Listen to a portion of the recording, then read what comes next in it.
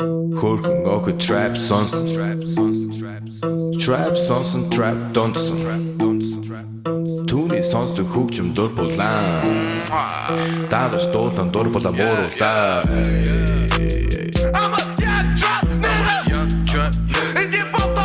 Hey everybody, welcome to a brand new MMA Roasted Podcast. It's me, Adam Hunter. It's going to be a great show today. I'm telling you, we got Marion Reneau coming off a huge win over Sarah McMahon. She'll be on the show. We also have, of course, in studio, Weendawg. What's up, dude? How you doing? CB, the Grenade. What's up, man? Vinc Pichel is coming in, and we got Phil Baroni calling in, as well as, it's going to be a good show, as well as my man, Daniel Gallemore, a heavyweight fighter for the PFL, the Professional Fighters League. First, I want to thank our sponsor, Speed Weed. Listen, people, you live in California, marijuana is legal, and there's no reason to leave your house if you want to smoke, if you want CBD, if you want vapes, if you want flower. Just go to speedweed.com, and they will come to you. Yes, trust me, it's a great, great, great service. The guy in charge, Gino, he's the man, just a guy, he's a real mensch, a nice guy from Long Island. Beautiful human being. So he will come and send somebody over. He's a good guy. Mention Roasted. You get $10 off any order over $100 or more.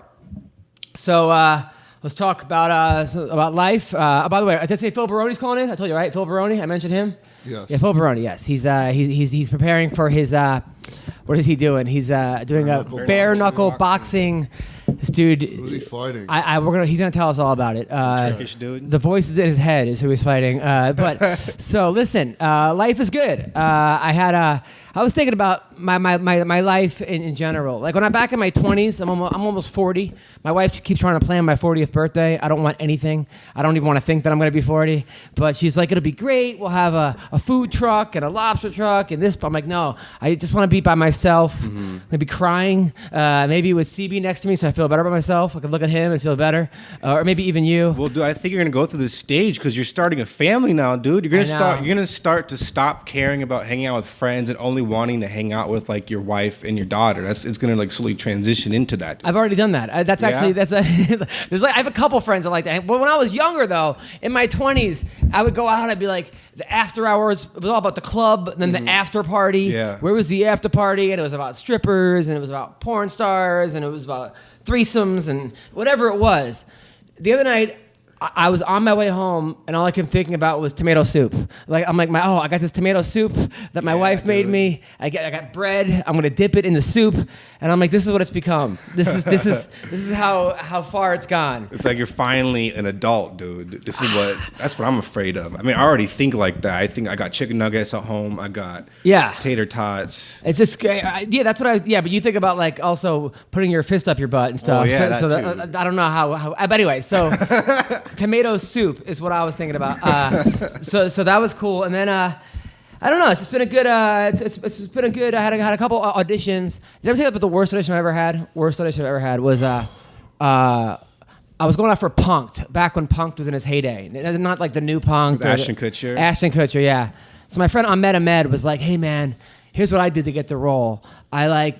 Politely declined the role. I said, thank you. I don't want to do it. And then we're like, really? And then he punked the casting director. But it was a new casting office. So he's like, you should do that. You'll get it. I'm like, all right. So I went in there and I did this like monologue from like Chasing Amy or some ridiculous, by the way, Kevin Smith, I hope you feel better. So I did this thing and it was really good. They were like, that was so good. And it was like 3 casting people. And I just want to say that MTV is the worst network on television. You don't play in videos. No more music. You're all hypocrites. You have shows like Safe Sex, followed by Cancun Spring Break. What are those? It was like back when like Shore. Back when like TRL was on. It was before TRL. I'm like, those kids should be in school. I'm like, why are they there? I just want to pee on all those kids. Yeah. You're a disgrace. I have not seen a video in 20 years. This is awful. And they were just their jaws were on the floor. Oh, you said this during the audition? During the audition. Oh my to God. Their faces, right? And then they were like, leave. Security. I go, just kidding. You're punked. They go out. I go, but I was punking you, get it? They're like, leave now. So they're like, dude, I had to like, so now I'm on my way driving home. My agent calls me. He's like, what the fuck happened? We just got a long, horrible, the lady cursed about. I'm like, I was joking. I punked them. They were like, the things you said. So I had to write a letter and apologize. Oh my God. But there was a casting person in that office that for like the next 3 years, she called me in for everything. So she actually liked what I did. But then she committed suicide. Really? Yeah, that's a true story. It's terrible. Oh. Yeah, that has a real dark ending. But she did like me before she killed herself. So Vinc Pichel is here. I'm gonna go get Vince. We're gonna stop this for a second, and cool. So that was one of the funniest MMA things I did that went bad. I told them this audition I bombed. Vince just came in here. Vince, how are you, man? I'm good. How are you guys? So I saw you on time. Oh yeah, so I saw you put on Facebook that you possibly have a fight coming up or something happened. What's going on? Oh yeah, I got something coming in. I can't really say anything yet. Is the person ranked higher than you? Yeah. Kind of can. Huh? Is the person ranked higher than you? I don't know. I don't think this person's ranked. All right. But this person's like a pretty good prospect. Is it CM Punk? No, undefeated. Mayweather? Undefeated. Another undefeated guy. I feel like they're wanting me to just give undefeated guys losses. I like it. So I'm going to pass them out. That guy that you beat asked me to roast him, by the way. That guy from Australia. Oh, yeah, Dan Brown. I saw Yeah, that David shit. Oh, Brown. my God. That was so funny. I started dying. I go, you're the only guy to get his lights turned off by an electrician. Normally, and he's like, you're an electrician? That makes sense. The guy seemed like a nice guy. Yeah, he's actually a really cool dude. Yeah. I like him. I like him a lot. Like, me and him still talking, so he's a cool dude. Unranked lightweight. All right, hey, okay. Oh, great. This guy's going to pick now. CB, you've been on your phone the entire show. We've been on the show for 4 minutes. You've been a completely negative today. You're in a bad mood. No, I'm not. Yes, you're like, I just woke I know. up. Why do you have your hood on? You are in a bad mood. Take your hood off, Grim Reaper. Okay, fucking. Oh, I was going to say I got shorts on, but I don't. So, I almost wear shorts. So and then last night I had a comedy show at the Dime, and of course, like my ex girlfriend, like my first real girlfriend, like sent her friends there. I guess her friends knew the host. And I'm like, oh, like at all, like they can't come to the Laugh Factory or like what am I? I'm on. She sent them there. Well, she's like, my friends are coming to see you. And I'm like, I was like. I wrote back, great, I'm excited, I have a daughter on the way, like, just to, like... Just so you know. Yeah, just to, like, diffuse any situation. And then her friends came, and this girl that I went out with, too, a long time ago, that, like, I went on, like, 6 dates with her. First of all, I went out with her in my 20s, and she broke up with me because she said that we, like, dined and dashed, which I guess we went and got some pizza, and then I guess I didn't have money, so I'm like, let's get out of here, and we ran. I don't remember. And that's the reason? I don't remember doing that. Well, fuck her anyway. I was mean, like some chick's 19 not down for that. I mean, she's just not down. I think I must have been 19 years old when that happened. I don't remember that happening. Maybe that might have happened, but I don't remember it. But then she's like... I can't say I haven't done it myself. And then at the time, my father was like helping me out with money. I was like 18 years old, 19. She's like, what if I want to go out for dinner? What are you going to do, call your dad to give you money? And I was like, no, he can cook, you know? But she was, yeah, so now she wanted to go back out with me. And we went on like 5 or 6 dates, and like, but she was annoying. And then I was going to try to sleep with her, and then she just wasn't giving up. Lo and behold, she has like a kid with this guy who now wants to do her neighbor. Surprise. Who now wants to do comedy. So then he came to the show. So the audience consisted of like 2 of my ex-girlfriend's friends and this. Oh, so that was like kind of a pre-tryout for him to like see what it's like? Basically, I don't know what. And then but it was just weird. The worst show that like one time I brought a girl to a show. It was an all-black show, and I'd already had sex with her. This was like when I was in my early 20s. And then I had to follow Bill Burr, and I was like 2 years into comedy. I love Bill Burr. He's that guy hilarious. Cracks me up. And I got booed off stage. It was like, but I like wouldn't leave. So somebody had to come and like yank me from the fucking stage. With the umbrella hand. Fuck that, I live here. Oh, they hated me. And then of course I had to leave, and then like I'm still on the date, and there's nothing she can say to make me feel better. Like I had like it was just horrible. Is it like if you ever like bring a chick to a comedy club when you're like putting on a show? Do you ever feel like more pressure? Like totally, 100%. Yeah, there's pussy on the line. Yes, I want 1,000%. Yes. And Did you then at least get laid that night? no, I didn't even want to what? get laid. Even though you stayed up there, took it like a champ? No. I've only. No, What's wrong with girls? I was never really good at like those pity lays, you know, where girls have sex with you because they feel bad for you. That was never. Every girl I've ever been with. Really? Yeah. You know what? That reminds me of this time. She just looks at you with the look of like, is it over yet? that reminds me of this time when I was first started comedy, like when I was 18, and I was Yeah. at the Haha DJing in the back. like 3 weeks ago. And I met a girl on Tinder, and I invited her to the Haha to come hang out because I wanted to impress her. Like, yeah, I work at a comedy club. You know, I know all these comedians. Yeah. And then when she got there, I looked from afar and I spotted her like pulling up. I'm like, oh shit! It's like that does not look like the girl in the pictures, dude. Like, Yeah. she was. I mean, aesthetically, something was wrong. So Right. she's like, she texts me. She's like, hey, I'm here. Where you at? And I'm like, oh, I'm stuck in the back. I'm getting yelled at. I'm in trouble. I can't come out right now. I just stayed in the back room all night and didn't even Because go she to was the meeting. ugly? Yeah. Oh, come on. That's not nice. I Yeah, know. Let's be honest here. Did you nail her after? Hell no. How's everything going with your dating Maybe life, she by just the way? looked disgusting from how far she was. She was like 4 miles away. Monet. You know, I'm in a really good place. I got a new girlfriend.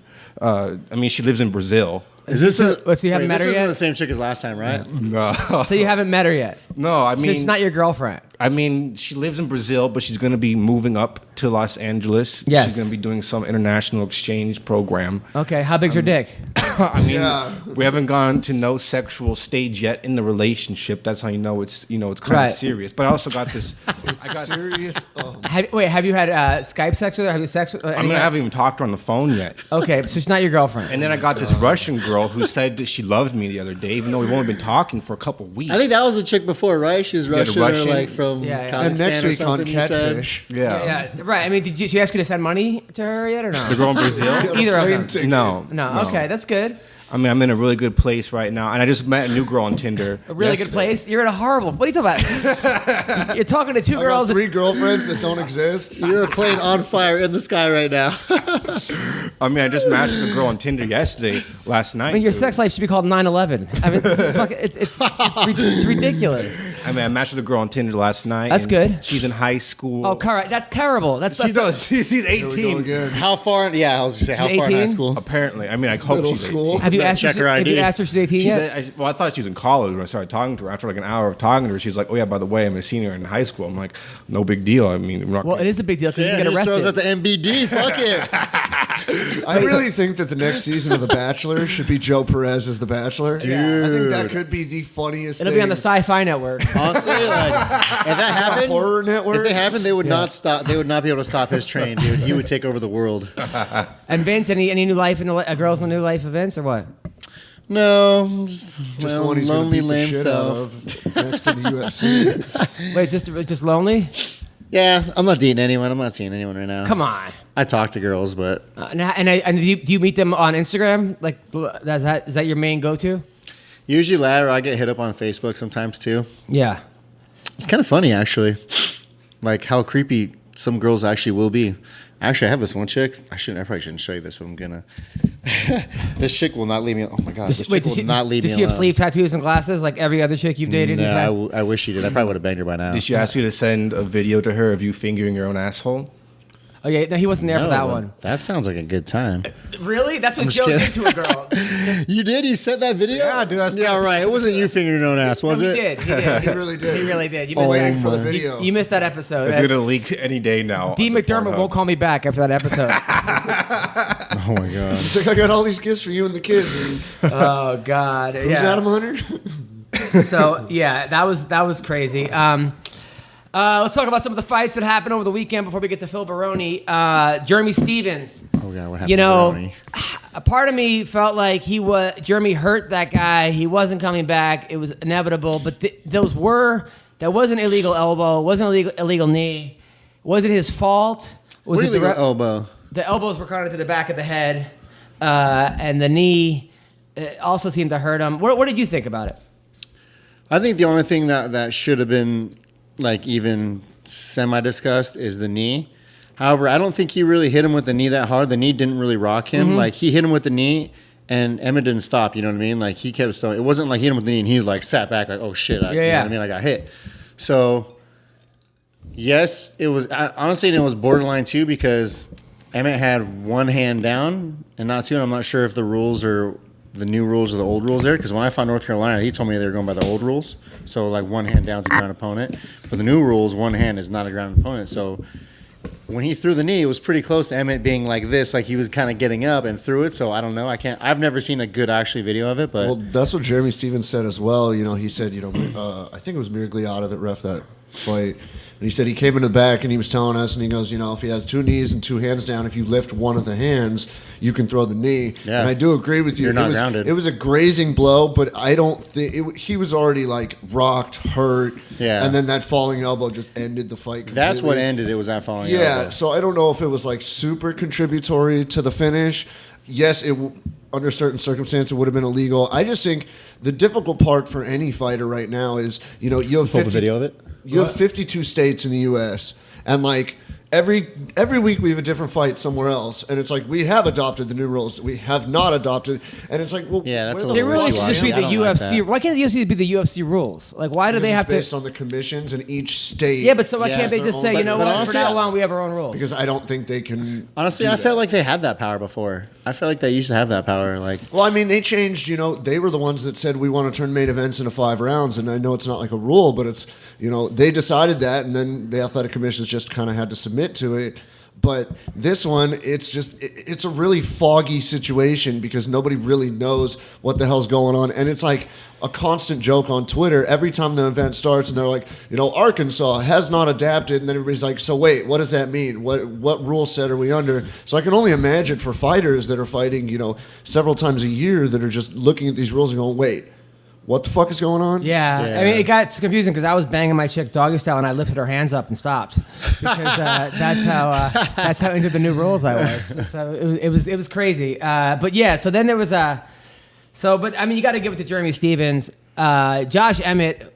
I have not really bought into the Josh Emmett hype. I think he's a good fighter, but I think Desmond Green kind of exposed him a little bit, and Desmond Green isn't even in the top 20, maybe even top 30. I remember Desmond Green lost to my man, the undefeated guy, Andre Harrison, who should be in the UFC right now. hey, So- yeah, you know what? Josh Emmett's hand was up, dude. That was a legal knee, bruh. Legal? That was totally legal. So, yeah, I don't know. I think the big thing with Emmett Hold is on. he's His hand's up. He throws it. His hand's up when he throws it. He puts his hand down a second after he throws it, but his hand was up at least 2 seconds before he threw that knee. So That's a legal I'm knee. going to try to call Phil Baroni right now. I'll talk to him for a second. Legal knee. See what he's up to. He's not going to pick up. which strip club? Phil Baroni. We tried calling him the last He never picks up. Phil. I guarantee he's not going to pick. He doesn't pick up from Skype for some reason. Maybe he's got a new Skype. Maybe he's all Skyped out. No, but I'm calling his number from Skype. It's the weirdest thing. He just doesn't pick up. Oh, fuck, I got to get that. Does anyone have a phone I could use? Our phone. Does it have this? Yeah. I hate these iPhones, how they just keep changing. I know. It's so fucking annoying. You have to get like an adapter for the adapter. I have the adapter, but I leave it in my headphone case because I only use it when I travel. Like, yeah, it's headphones. so fucking annoying. How it annoying is is fucking that? annoying. Using on? Yeah, it's on. Is that gonna work? Yeah, it should work. All right, here, dial this number. All right, so then I Hey. what's that? Is that that's who you're gonna fight? A guy from wow, that's a good fight for you. Damn, I'm good at this. Vince's gonna knock him out. I know, you're pretty good. That guy's got some major heat behind him though. Try. I did He's Body good. back too. Yeah. He's a good fighter. We got to work on wrestling, right? All right, so we're calling Phil Baroni right now. Is he gonna answer? What is this gonna be loud enough? Yeah, just crank that shit. How funny, dude. That was good, dude. Hello, Phil. You can eat an Allen wrench. Hey, what's up, man? So we're talking to Phil Baroni right now. He answered. Let me see it. Phil, can you hear me? On. I'm with Vinc Pichel. Have you heard of Vince from Hell Pichel? I'm with CB Gold. I'm with. Do you know how to use that thing? This? I'm trying to pair it. Hold on, so pause good. that. Let's pause. Hold on one sec, Phil. All right, so we're talking to Phil. Turn it up on the phone. Okay, I'll take the speaker off. Hey, before we get to Phil Baroni, I want to let everyone know that I am now a partner with Amazon. So if you shop on Amazon, go to adamhunter.com first. Click on the link on my page, which is the Amazon link, and then go do your shopping after that. Okay, so go to adamhunter.com, click on the Amazon banner. There's 2 banners on my page, right on the front page. Click it on, and then shop through Amazon through my link first. It helps me. It'll help you. It won't cost you anything, and it puts money in my pocket. It helps the podcast, actually. So, adamhunter.com, click on the amazon.com link, and then do all your shopping on Amazon.com. So do that. It'll help me out, and it'll help out the podcast, and the world will be a better place. So make sure you do that. And now let's get to Phil Baroni. Phil. Yo. Oh, yeah, here we go. Boom. All right. So, Phil Baroni, my man. So last time I talked to you, yo. So last time I talked to you, you were living on a ranch. You had your own farm in the 209 in Stockton, and you were making wine, and you had porn stars. Lodi. And Lodi. And there were porn stars living on this farm, and you were making wine. You were growing grapes to make wine. How's that going? Yeah. Good. I love it, bro. All right. That sounds like a pretty awesome. Now, and then you were banging 4 to 5 girls at once, and they were the maids. Yeah. All right. They're gone now, but They're gone. Okay. but I got the fucking the Tinder gimmick is off the hook over here. You're fucking killing Tinder in like Lodi? Yeah. Oh, nice. Stockton. So, of course. Now, then I saw you on Instagram post that you were doing bare knuckle boxing in England. Shit. Oh yeah. I saw that too. All right. So when is this fight? Who are you fighting? Fuck. That's above his pay grade. So you don't know who you're fighting? Hold on, I'm gonna fuck him up. I don't know. Hold on. Oh, there it is. Relic. Goran Relic. Oh, Goran Relic. Goran Relic. Now, okay, so now, CB, who is this guy he's He's fighting? good, bro. He's the champ. He fought in UFC a bunch of times. He's good. He knocked out some pikey champ guy. He's pretty tough. Okay, now how are you training for this bare knuckle boxing? Boxing the shit out of motherfuckers.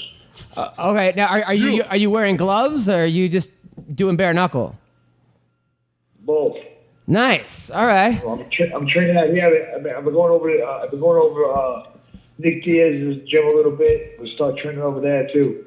Oh, good. Nick Diaz gym. Now, I talked to the last guy. I talked to Bobby Gunn, and he said, bare knuckle boxing, it's not about speed. It's really all about precision. It's all about not breaking your hand. It's a very slow, methodical boxing about placement. Is this stuff that you're kind of learning, or do you already know this stuff, or what? Talk to me. Yeah, right. It's gonna go fucking punch the shit out of somebody. Oh, good. Yeah, that's what I would think it is. Yeah. Who says all this weird technique is involved? The guy Fucking stupid. The guy who was He's full the of champ. shit, that guy.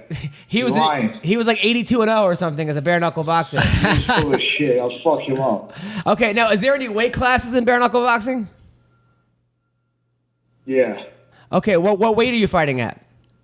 Like a light heavyweight or cruiserweight. I don't know. So you don't even know what weight you're fighting at. You don't know what. No idea. You don't know when the fight is. I mean, he knows who he's fighting. That's enough. But you're fighting. Hold on. I was just looking at the fucking thing.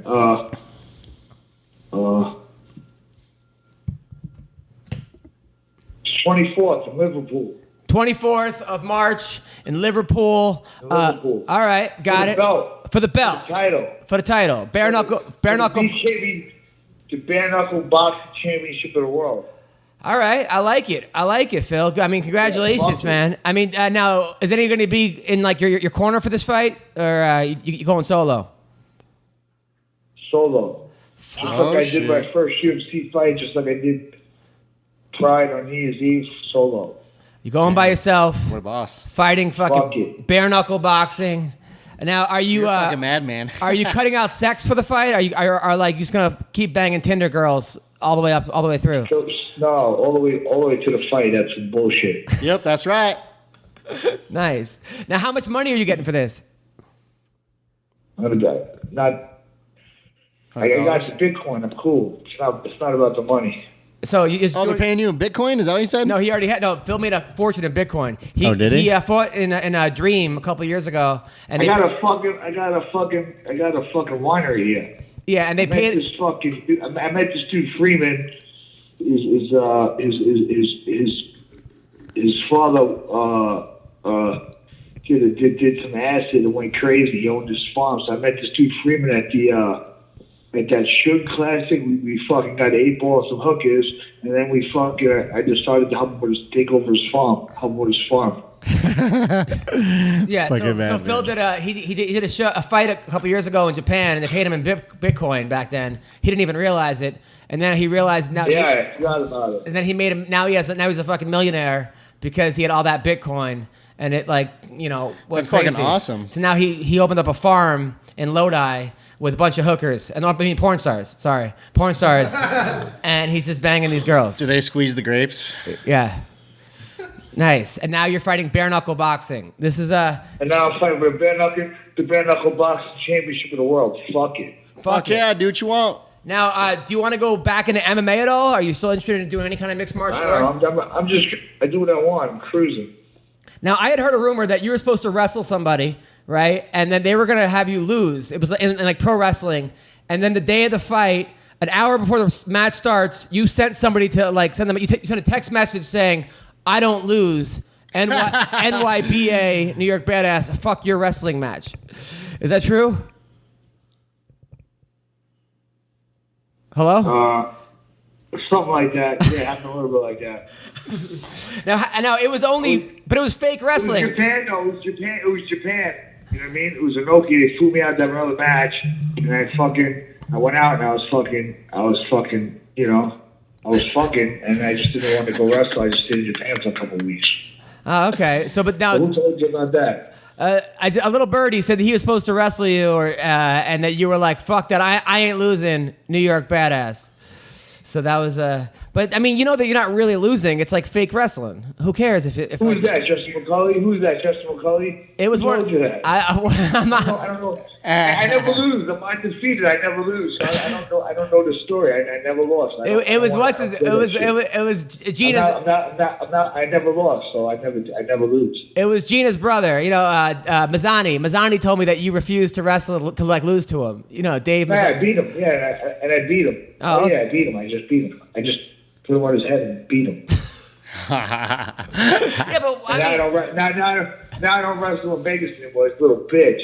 Oh God! So now I have no matches in there. Yeah, future stars. Yeah. But I mean, you know that it was like fake wrestling, right? I mean, what do you care if you lose for? Yeah, I don't like it, but what the fuck do I want to practice? You know what I mean? Yeah, exactly. It's fake. He's got image to uphold. You want losing? All right. Well, all right. If I wanted to lose, I'll go do a real fight. What the fuck? Oh shit! I want to fucking win. I'm playing, motherfucker. And if I can beat you up, then I'm gonna win. I heard that you were a really good wrestler, though. Bonner said I'm the best. Bonner said good. I'm the best. Super good. No. Both Dave and Bonner said you were really good at it. By the way, Mazzani said you were really good. I'm the best. So then, why don't you want to do it still? Well, I don't like to lose that shit, bro. Fuck that. I do when they call me and they say I'm gonna win somebody. I do it. So you only do it if you win. All right, makes sense. It makes sense to me. All right, now this guy. Yeah. Now, how do you practice for bare knuckle boxing though? For real, no, Phil. I'm in Stockton. There's a lot of fucking bums around here. I'm gonna start posting videos. Bum beatings. I fucking pay him some money and I fucking box the shit out of him. All right, so you live in fucking tent, like a tent city over here. Where did you see this? So you're going around beating up homeless people? How much you give them? I give them a job. How much you give them? Spawn blind now. How much do you give them? $10. Damn. 20. So you're going around beating up fucking bums in Stockton? Come on, man. This doesn't seem fair. Hey, $10 is $10. It's a good. Yeah, $10 is $10. All right. Now, I mean that's cool. So okay, so you're training now. I heard that you've been wrestling, like real wrestling, in like gyms out there and doing really well. People say that you're like doing really well and like grappling out over in Stockton. I'm hearing good things about you. So. Oh yeah, probably true. It's probably true. Nice. All right. So listen, Phil Baroni fighting for the bare knuckle boxing. March 24th. That's badass. What else do I got going on? I think I have something else. I forgot to fuck tell you. It's fucking California. I have a great farm. I grow a fucking weed out here too. So I forgot what I was going to tell you. Now, are you going to be juicing for this fight? Of course.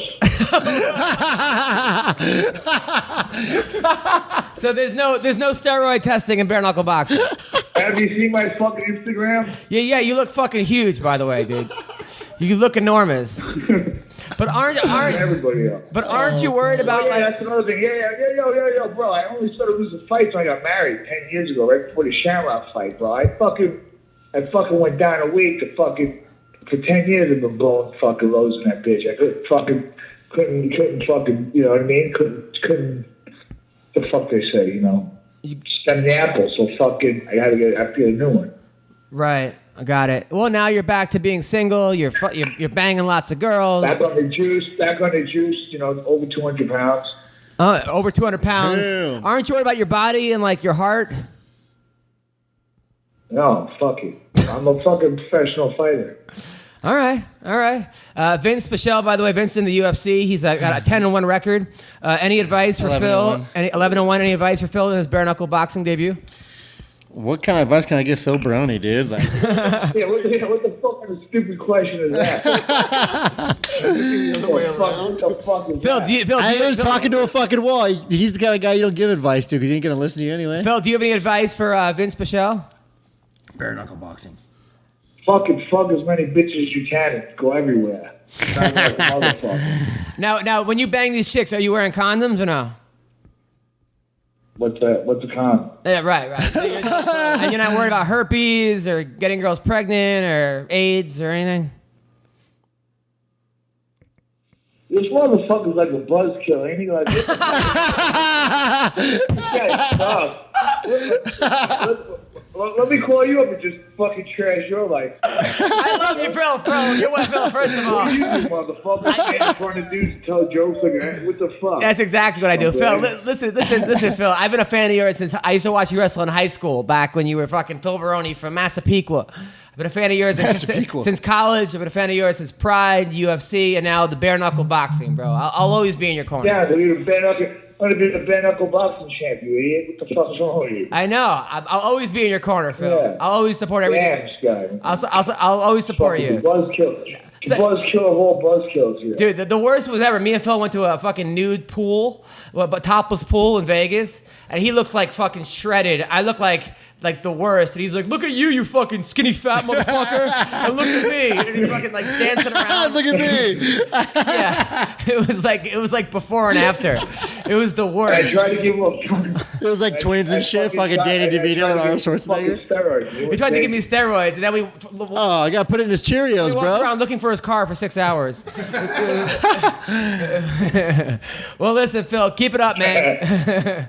Good luck with everything. Good luck with everything, brother. I'll talk to you soon. Take care. Bye. All right, that was Phil Baroni. I think a Phil Baroni stand-up set is necessary in the near future. He wants to do it. He wants to do stand-up comedy. Dude, he is a funny motherfucker. He gives zero fucks. I know. I fucking love listening to him. Fuck, hey, man. Vince, you got any advice for him? What the fuck is he gonna tell me? Yeah. Fuck, man. Bare knuckle boxing, though. That's fucking. That's nuts. That's pretty cool, though. Relic ain't no punk either. I would totally do Gordon that. Elliott's just a tough dude. I mean, they're saying some people say it's actually safer than real boxing because that's what Bobby Gunn said. That's a lot of people are saying. Rogan says that too. Probably. And I know that like the skill set isn't the same. Bobby Gunn was undefeated in bare knuckle boxing. He went up against Roy Jones, lost every minute of every round. It was like the biggest mismatch in boxing. In bare knuckle boxing? No, in a regular boxing match. And Roy Jones, like, his last fight? Well, like 3 fights ago, he went up against a 49-year-old Roy Jones and got murdered. You know, so I don't know. Listen here, boys. I think Phil can do very well in this. Well, because he doesn't give a shit. Like, yeah. You know, he'll go out there swinging. He'll just throw fucking heavy hands, roided out of his fucking dome. I mean, he don't Fuck give yeah, a that's fuck. the Phil Baroni way, dude. Do the damn thing, dude. You gotta be a badass motherfucker to be like, I don't even want to lose in fake wrestling. Fuck y'all. Yeah, right? Who cares if you lose a fake? It's not like the fans, like, I mean, who cares? I mean, maybe to him. I mean, do you remember, like, a couple years ago when we had him and Mazzani on at the same time, and Phil called him a faggot like 17 times? Of course I remember that. Cheated against me, fucking... Yeah, Phil Baroni's never going to change. That's the best part about him. So we're calling Dan right now. Gallemore? Yeah, Dan Gallemore, who be recently really lost loud. to Mike Kyle in PBF, which is, or PFC, what is the fuck it's called? PFL? PFL, yeah, professional fighting. I liked it when it was World Series of Fighting, actually. Let's make it easy on Oh, they changed the name? Yeah. Yeah, it's Professional Fighters League. and they're doing a $1 million tournament coming up that Will Brooks just entered. Yeah. A tournament? Like a one-night tournament? No, like I guess a year, $1 million. I don't know where they're getting $1 million. I was gonna say, where the fuck is that money coming from? The budget for their shows. I think they got these Russian investors because I know that like when I had somebody on the podcast recently, I said give this guy a fight. He's won 12 in a row, yada yada yada. And then some dude from Russia reached out to him like, hey, you want to be in the tournament? You will have fight. we will give you fight. And he was all like it was like broken English, but it was legit. It was legitimately. That's like, tight. Yeah. So I don't know, man. These fucking Russians, man, coming over here with their money and their. So I'm trying to call this guy right Your now. accents. Daniel. All right. Cool. There we go. And then we got to talk about all the fights that happened over the weekend, all the fights that are happening this weekend. Yes. Got this fucker. I think this UFC Bellator. Hello, is this Daniel Gallemore? This is. How are you guys? Hey, you're on the MMA Roasted Podcast. It's me, Vinc Pichel. Hold on. So we got Daniel Gallemore on. It's CB Gold, Weendawg, my actual dog. How are you, man? What's going on? I'm doing good, man. Just out here chilling in Colorado. How are you? Good. So I met Dan actually in Vegas. He came to my show. I called him the bad guy from Popeye. Cause that's Brutus? What Brutus. He looks like Brutus. He's like bald, fucking like round with a big beard. Very scary looking individual. Shut up. But a very nice guy though. How are you doing, man? I'm doing pretty good, man. I just got back to Colorado yesterday. I was in Kansas seeing my kids, and just got back home. Yesterday evening. How many kids do you have? I have 3. I have 2 boys and a girl. Nice. And then are you married or? That's a good ratio right there. I am not. I was, but I married one of my good friends at high school, and it just didn't work out. So it is what it is. And is that who you have the kids with? Yeah. Nice. Well, there you go. Well, at least you guys are like still friends. Yeah, we still get along just fine. They're forced friends. Yeah, they're forced friends. Yes. Now you grew up in Kansas. Obviously, your name is Big Kansas. You got a record of 8-4. You're recently coming off a tough loss to Mike Kyle. I actually watched that fight while taking a shit about an hour ago, and that fight was a weird fight because it looked like your contact lens fell out in the first round. He poked you in the eye, and then after that, you were grabbing your eye, looking down, and like trying to find your contact lens. And then he kept kicking and kneeing you. Is that what happened? What the hell happened? Nah, I wish it was a contact lens, man. I got what was called a hyphema. So the inside of my eyeball, you have blood vessels everywhere in your body. Okay? So the inside of your eyeball is filled with a clear gel, so that the light penetrates through your pupil, and then your retina picks it up, right? And then it signals to your brain, your optical nerve, and whatnot. So I got a bleed on the inside of my eyeball from the impact to the eye. Oh. It was like a bruise where, your blood vessel pops. Damn. And you get a little purple spot or whatever. But when it happens inside of your eye, the blood isn't clear, obviously, so it blocks light from hitting the retina. So basically my left eye shut off. I couldn't see anything at all. And this happens I didn't know what was going on. And this happens for the first time in the first round of the fight. Yeah, 15 seconds in or something. It's always the fucking. I tried to keep fighting because I originally thought that I had a rupture, like that my eye was gone, and I was like, well, fuck it. I mean, Mazzagatti, man. I mean, everybody knows Mazzagatti. I was like, one of us is gonna die, but if I can end this fight before he notices I don't have an eyeball right now, I could still win the fight. But then after he got me again, I covered, and I realized that I still had an eyeball. Like there was still an eyeball intact, and it wasn't swollen shut or anything. That's when I was like, oh, what the fuck? And he got me in the back of the head and the elbow, and I mean, he won. It was just a freak deal. But that wasn't there's no way. It happened right then. There's no way he could feel good about that win. I'm sorry, because that was a weird. I was watching that because I looked at your record. It said, I'm like, oh fuck, he lost to Mike Kyle 1 minute. Shit, wonder what happened. And then when I watched it, I'm like, wait, hold up. This doesn't seem like something was like, it was strange. Like the crowd was booing. It was just a weird occurrence. Yeah, that sucks. Yeah, my left eye, it literally shut off. Like I didn't know. When it happened, I had no idea what happened. Like I thought, my retina's torn, my eyeball is gone. Like I got poked or something. Fuck. Did it heal up? Yeah, it's almost completely healed now. I need one more appointment. Good. Yeah, because so I can get cleared, but yeah, it should be good. Because before that, Big Kansas, you were on a fucking tear. You were the VFC champion. You had won 4 or 5 in a row. You were kicking some major ass. 3 or 4, yeah. All 3 of my VFC fights were like 97 seconds, 96 seconds, 97 seconds. None of them were very long. And like you walk. I mean, you're 6'5", 261 pounds, fucking big dude. So I mean, you're right there. I mean, you know that, right? I mean, you're still like a fighter too. You're a brown belt. You wrestled in high school, played football, good athlete. 4-0 as a professional boxer. I mean, 5-0. Yeah, 5-0. Sorry. I mean, you do realize you're right there, right, Daniel? Yeah, for sure. Yeah. I'm fully aware. That's what sucks about it, the Mike Kyle thing, man. I was like, because he hit me, and I mean, he hits hard. You know, I think he's. It's almost common knowledge. You know, he's a little past his prime. I think he's a better fighter now, but he's just getting kind of older. You know, Father Time beats us all, whether you like it or not. I feel like that was a good opportunity for me, and then, wham bam, my left eye shuts off. Whoa, what is going on? That announcer goes, Mike Kyle is still relevant. I'm like, what the fuck kind of thing is that to say? That was the weirdest fucking like backhanded compliment I've ever heard. Said that? Yeah, right after he won. He goes, Mike Kyle is still relevant. I'm like, the fuck is that? Like that was a weird thing. Asshole. So now, do you live full time in Colorado or do you live in Kansas full time? I live full time in Colorado, but my kids are in Kansas. So like this last weekend, they had a 4-day weekend.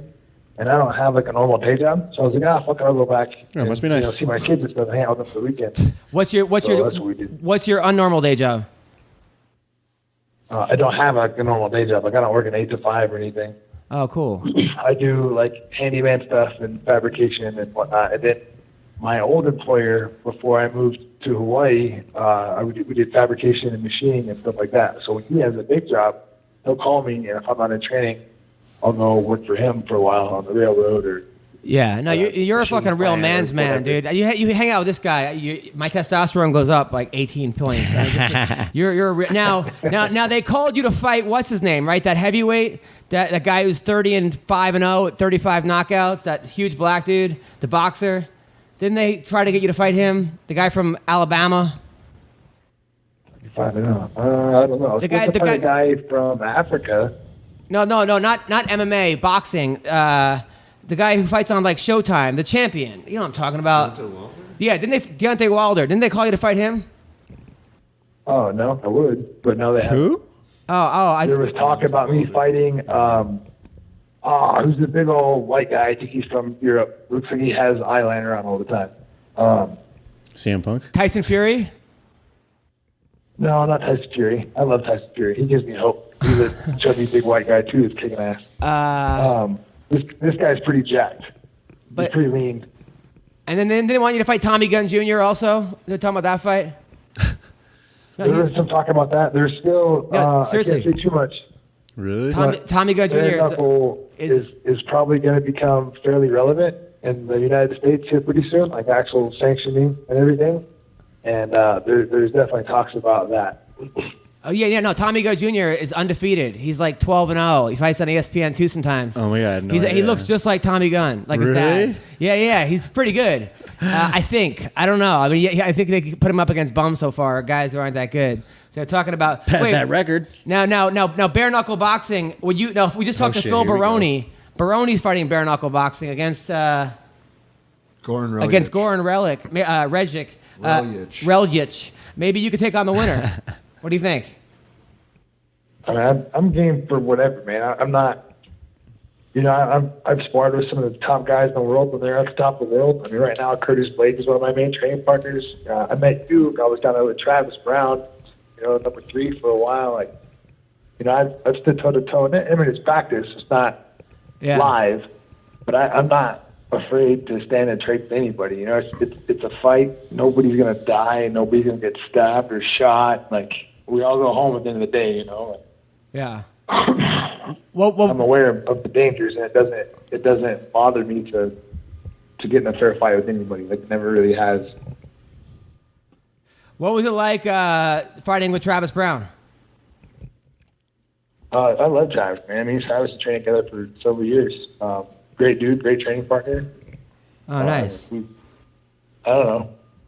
He's cool. It kind of sucks to see, the slide. I guess he's on. Like his more recent fights, he's kind of hit some bumps in the road. But him and Ronda are so happy together that I'm happy for him. It's awesome.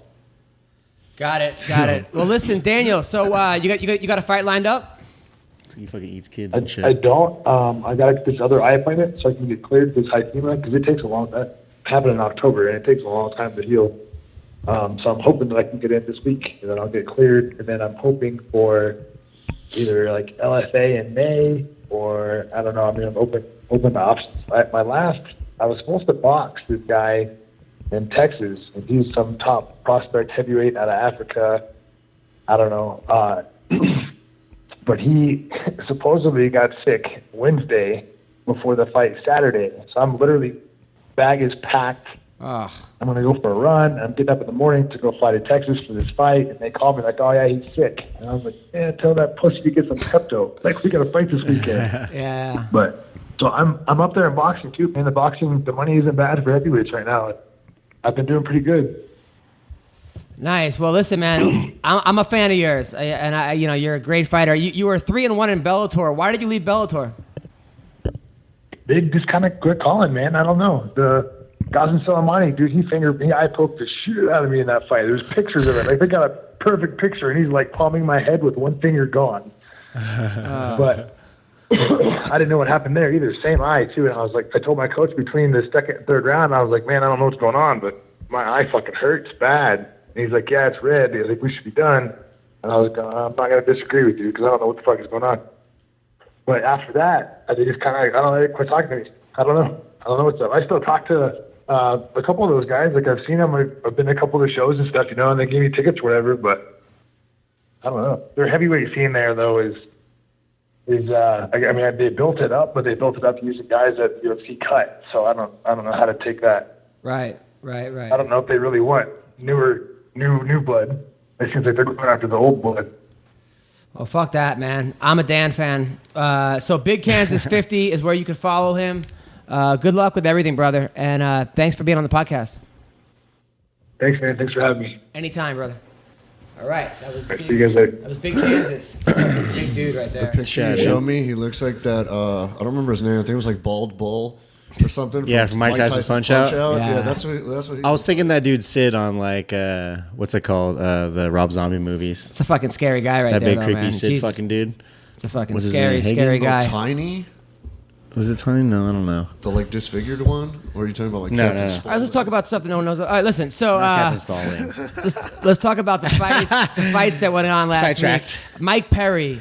Look, Mike Perry is an entertaining guy and is a tough guy, but he's right at this point in his career one-dimensional. And if he doesn't get you out via crazy punch, crazy elbow, he's beatable. Kind of Alan Juban kind of laid the blueprint on how to beat him, and now guys are kind of just doing that.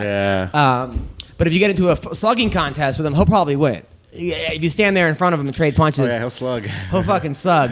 I enjoy watching him fight, but he's probably the most entertaining 1-3 fighter that I've seen in a while. He's 1-3 in his last 4. That's probably why he's still there too. But yeah, so anyway, so he loses his fight, which he lost. He had the last 30 seconds. He went for a takedown. I was like, if he would have just standing and traded, maybe he would have had a shot. But after he loses, Colby Covington tweets out, "Hey," and he at Platinum Perry, maybe having your ratchet horse-faced girlfriend as your head trainer That fucking tweet isn't the smartest idea on planet Earth. But hey, when you're the product of cousins fucking in Ocala, Florida, how strong can your decision-making skills be? Hashtag UFC Orlando, right? And it got over 1,000 likes, retweets, over 3,000 likes, right? So this caused a shitstorm on fucking Twitter, right? Oh my God. Which, I mean, first of all, Colby Covington is such a piece of shit, but I can't help but fucking laugh at the dumb shit that comes out of that dude's mouth, dude. Well, some of the stuff he does is funny, like when he does like nerd bash, and he'll just like some guy will be eating pizza, and he'll just smack it out of the guy's face. Yeah. His little commercials that he makes are pretty funny. It's kind of like the old WWE, like remember like when like Mr. Perfect came out and everything he did was perfect. He was just like yeah, or like the $1 Million Man. He was the best because when he came out out of nowhere, he was like he would just do the most fucked up shit. Like he'd be like bounce this ball 10 times, and he would kick it at 8, and like a little black kid started crying and like and someone actually put that on Instagram like it happened last week, and they were like, how dare he? Like, they didn't even realize that didn't happen. People were all cheering. Or he would like one time, my favorite thing he did was like he went to this like public pool, and all these like inner city kids were at the pool, and you could see him paying off him and Virgil, and next thing you know they're all watching him in the pool just like on like a floaty. So like that kind of shit. So Colby, like I enjoy that. What the fuck? But like this, like first of all, his girlfriend does not have a horse face. She's the ratchet. I don't know that's debatable, but depends. But Ratchets are useful. ratchet's sort of a subjective term, I guess. I don't think she's ratchet, but you know, saying this after the guy loses. So then Alex Nicholson, who's like, man.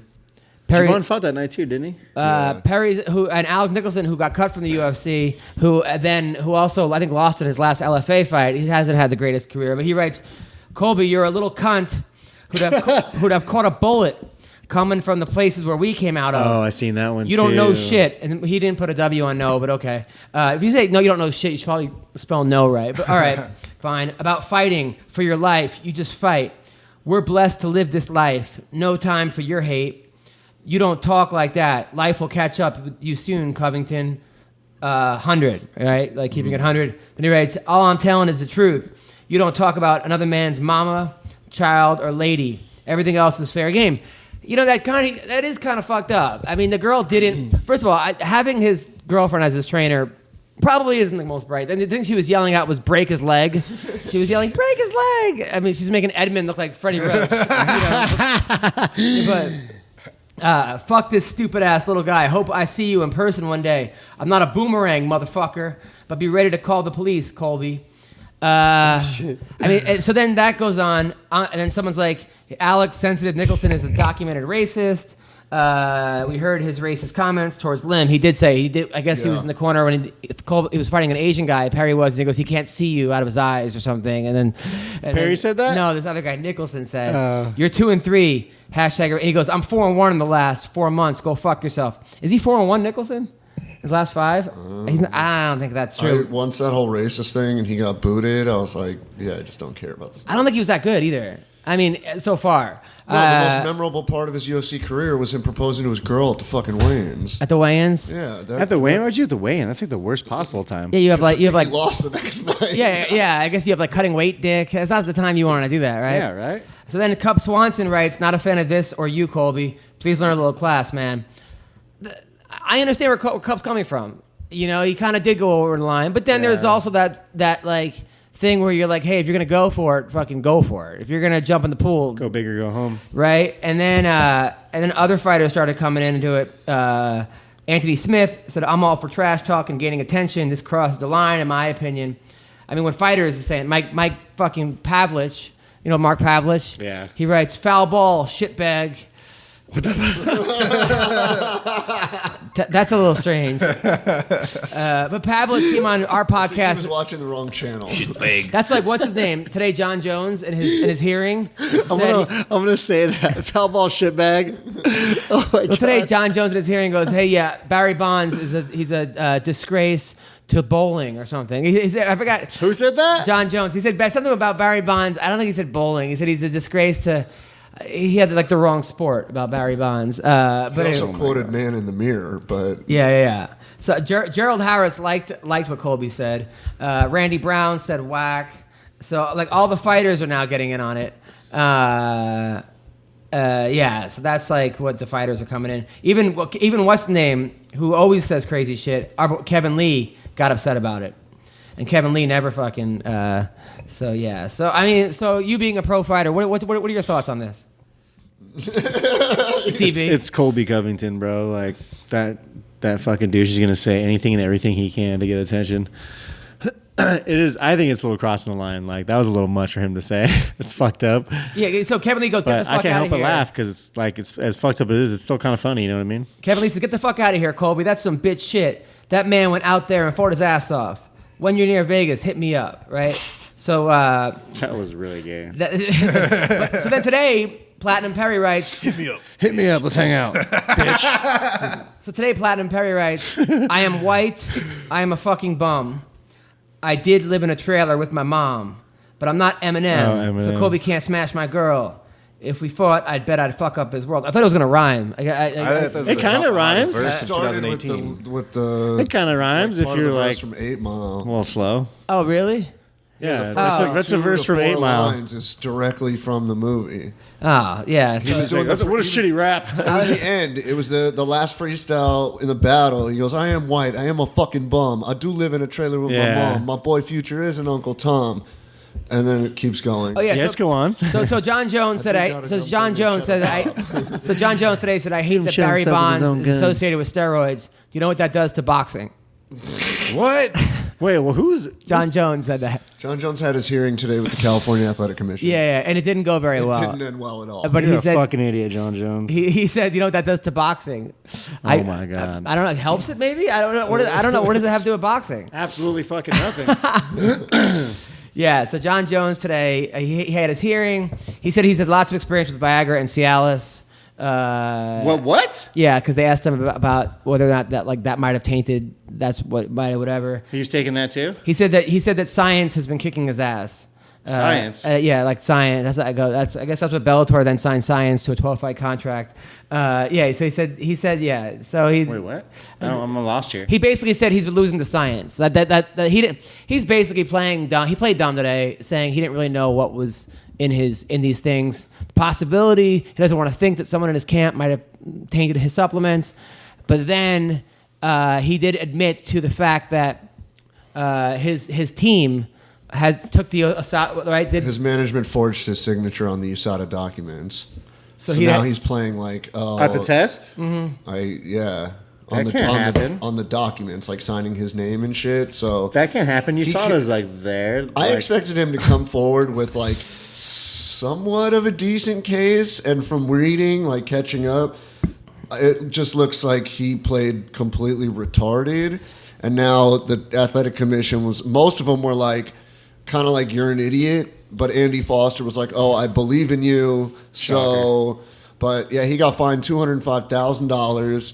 His license was revoked. He can reapply for a license in August of this year, unless his USADA meeting they say differently. So he still has to go in front of USADA for that hearing. Oh shit! But from the athletic commission, his license has been revoked, and he was fined $205,000, which to him is like chump change. I've been watching. I watched some of it, and some of it was like he was unprepared. Like the lady said, "What have you been doing to like help your image?" And he's like really couldn't name anything. He just I don't hang out with some of the same people that I used to, and now I hired a driver. Like, you're about 3 years too late on Yeah, that. I know, right? He wrapped that thing around that pole a long time ago. Yeah. I mean, yeah. Now he only hits women that aren't pregnant.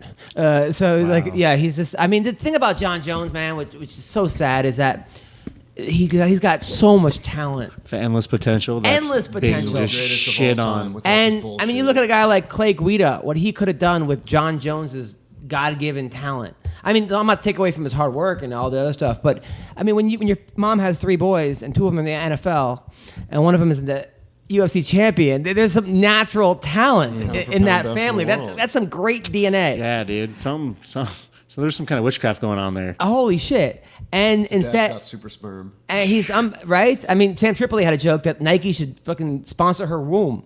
You know, like, but you just kind of throwing it away. And one day you're not going to have that talent, and you're going to look back and be like, oh. What really sucks is like fighting is a fast sport, man. Like it does not last forever for anyone. It doesn't even last. I don't know. It's over before you realize it. I want to say. And I kind of felt bad for him being on it. You look at him and you're like, man, this guy. He's kind of likable in some ways. You sort of just watch him and you don't want to see John Jones like that. Yeah, you can't help but not like the guy. Well, if I want to see fucking him, up. I want to see him lose in the octagon, not to some fucking 9 teachers that like tell him or scolding him. You know, that's what it's just kind of like. It just reminded me of like that kid who in the principal's office, and you just like, come on, man. He came in so young, and it was like, you know, a lot of the guys that come in super young, yeah, they have talent, they have potential. This guy came in like a fucking tornado. But we've seen this movie before. We saw it with Mike Tyson. No, of course. You know, but look at, like the I last. actually just saw pictures of Mike Tyson with like cocaine all over his fucking face. I started. But we've laughing. seen. But he's not the first athlete. No. But You if know. you look at like the last 4 years of his fighting career, maybe like 4 to 6, it's all tainted. It's like before that, he was running through almost every opponent, and then all of a sudden, it's one thing after another. How many fucking chances do you my get? God. And your prime years, between whatever, 25 and 30, when you should be at peaking, you're sitting in a fucking courtroom And instead of I planning watched a him fight. personally just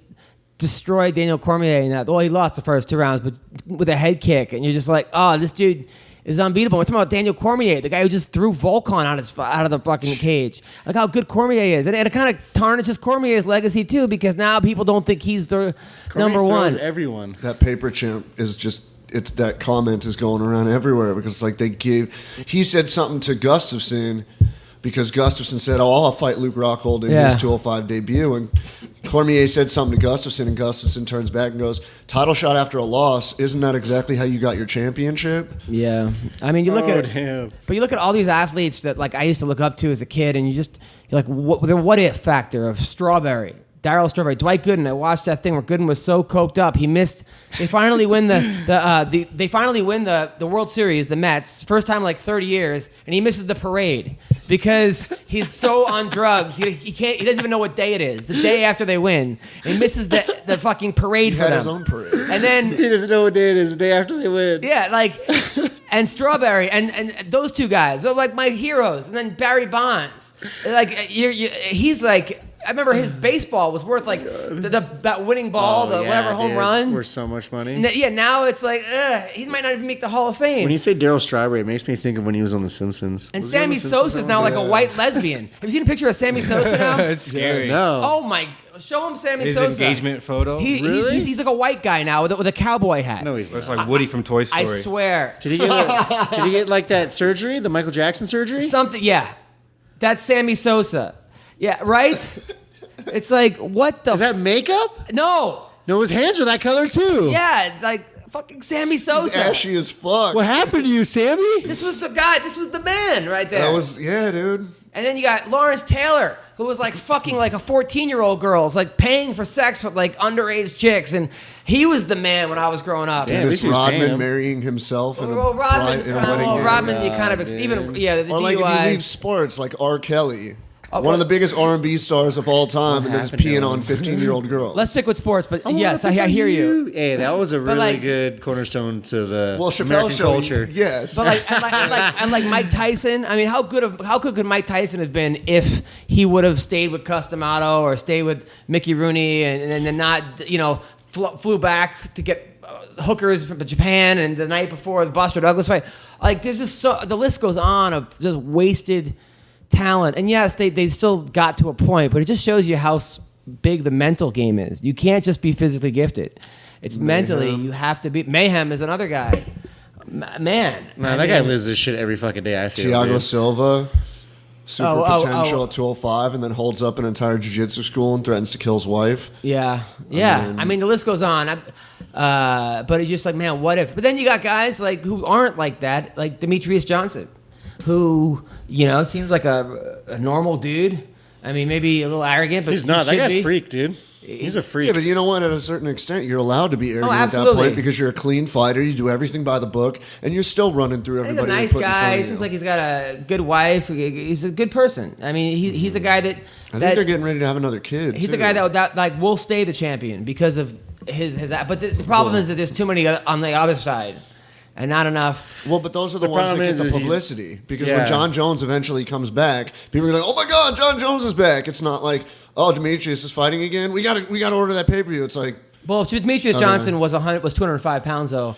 no, I agree. You know, but you it's would- like But he ain't no more. But yeah, it's crazy. It's the bad boys that get the publicity. Not always, but those guys. That's DJ's only problem is he's not big on publicity. No, but there are guys like Emmett Smith, and you got Barry Sanders, and I just meant MMA. The guys who never get in trouble. I mean, there are plenty of guys out there that just seem just like good people. You know, Uriah Faber. You never hear Uriah Faber. You know, Faber's a cool dude. You know, knocking up fucking whatever is like made. Or maybe you'd haven't heard of that, but I'm just, you understand what I'm saying. So we're calling a girl right now who I thought had the upset of the night. Should have got a performance bonus, in my opinion. Marion Reneau. Marion Reneau. She yelled at... Phil Baroni wants us to call him back. He was so high, he forgot what he had to say. Baroni. We will call him back. But yeah, Phil Baroni is funny. But yeah, but it just sucks because John Jones is losing the fucking twilight of his years. The thing about him, though, is that he might come back. Even if it comes back in 2-3 years, I'm not sure anyone's going to beat him then.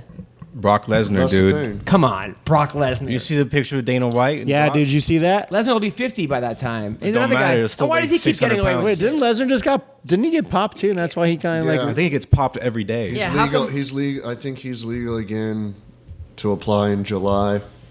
Because that was when the fight was, but so is that what they're doing now? For that shit yet, and I'm the biggest Lesnar fan you ever gonna Now they're like, fuck it, we'll just wait a year. He's just doing do something it to else. start the hype. I don't know, man. When he came back and beat Mark Hunt, he's gonna lose his belt at WrestleMania, and he might come back. But when he beat Mark Hunt, I was gonna bet the farm on Mark Hunt.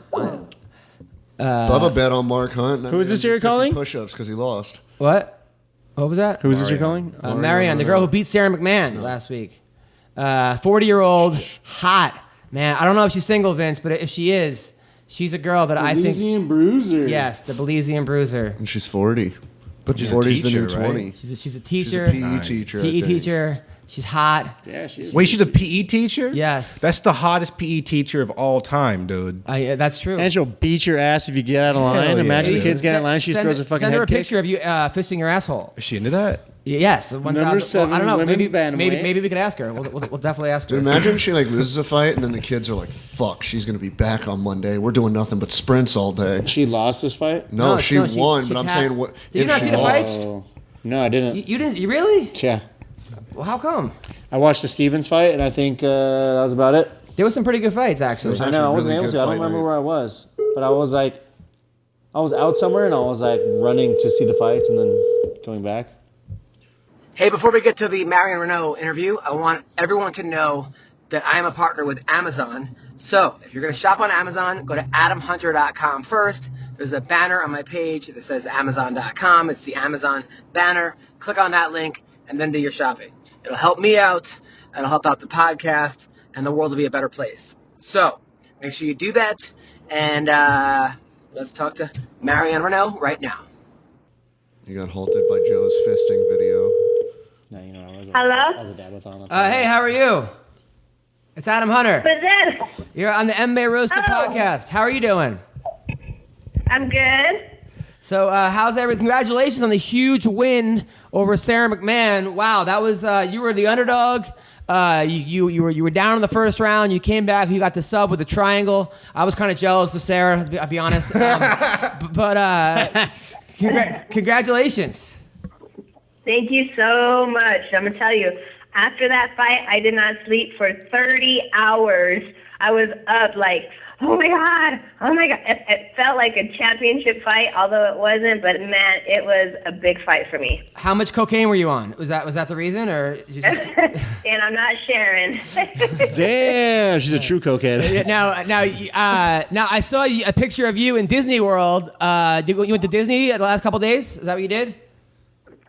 No, I'm not in Disney World. No way. I hate that place. Oh, I thought you were Wrong girl, Adam. For some reason, I thought you were at Disney World. For some reason, you didn't go to Disney World? No way. My Disney World is work. I'm back at school. I had kids today. There you go. What did the kids say? They were so excited for me. In fact, when I walked into the class, every class just gave me a round of applause. And when I first walked into the gym today, there was signs everywhere, saying congratulations, change the game, Belizean Bruiser, I love triangles, like just a whole bunch of things that I say. They had them posted everywhere. That was algebra class. That is so cool. That is awesome. I mean, you know what? You deserve it. I mean, you deserve it. You are a great teacher, you're a great fighter, you're a great mom. I mean, don't get me wrong, I'm a huge Sarah McMahon fan. I'm a huge Sarah fan. I love Sarah. Sarah comes to my shows, so I really didn't, I was rooting for, I kind of wanted a draw to happen. But you really, but you really did good. I mean, that first round, how worried were you after that first round? Oh, shit.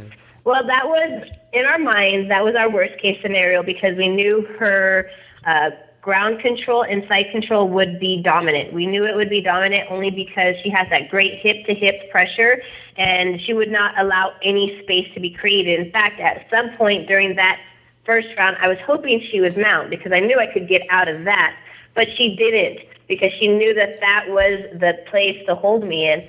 I was worried at first, but then when she started punching me, the punches were not that bad. Believe it or not, the punches were bad at the last 10 seconds, which were the longest 10 seconds in my life. Right. Were you worried about the fight possibly being stopped because you were in the crucifix? No, because see what the ref had told us. He said in the back, he said, "I am going to tell you to defend yourself.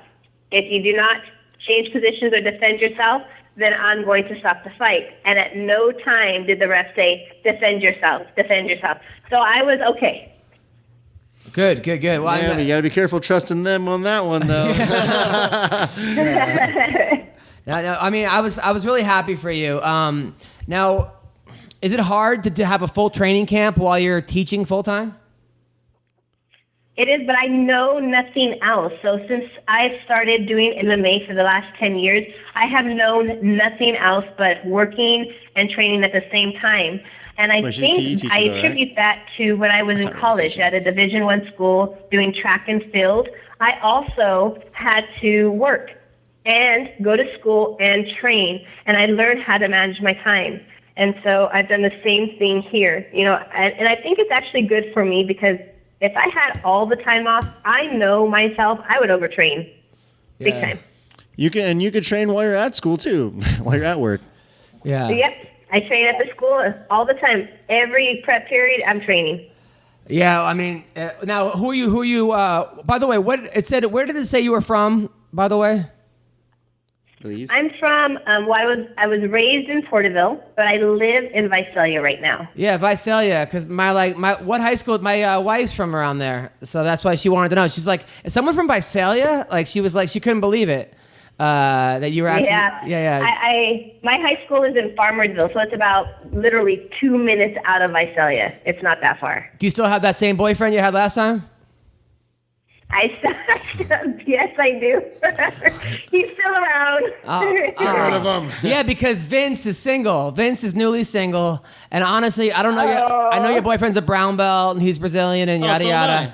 But Vince is a brown belt, but he's also an electrician, so he could spark you up. That's all I'm saying is that this dude knows how to make girls. No, I still have the same one. He's been around for the past 11 years. He's not going anywhere. Oh, wow. Now I've done all my trainings. Now, I saw a picture of your kid. Your kid looks like he's 50. Oh, wait, she's a kid. Dude, that kid is huge. I know he's got some man stuff going on. Your kid is huge. He's like 6'2", and he towers over me. Yeah, how seriously. old is he? He's got to be, 18, 19?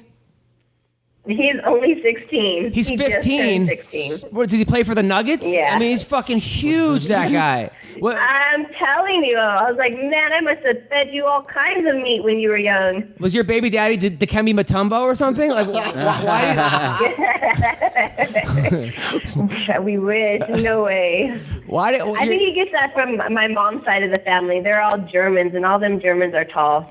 Dude, your kid is huge. I'm like, oh man, that would suck having to like go home and be like meeting your son who's like 6'7", lurching shit. Yeah, like bench pressing the couch and shit. It's huge. Now you said that 40 is the new 20. I'm gonna be 40 pretty soon. Do you have any advice on how? Because I run 5 miles a couple times a week. Boo. I like still work out, but I'm like even when I like bang my wife, running, dude. it's like once that I'm out. Like how do I get more active? Help me. Cocaine. You know what? Just go find something that you love to do. So, I mean, training, you know, I train because most of the time I have to train. But when I'm not training, like I'm taking a couple of days off, I won't take too much time off, but I'll take a couple of days off. I like to go outside. I like to be outside.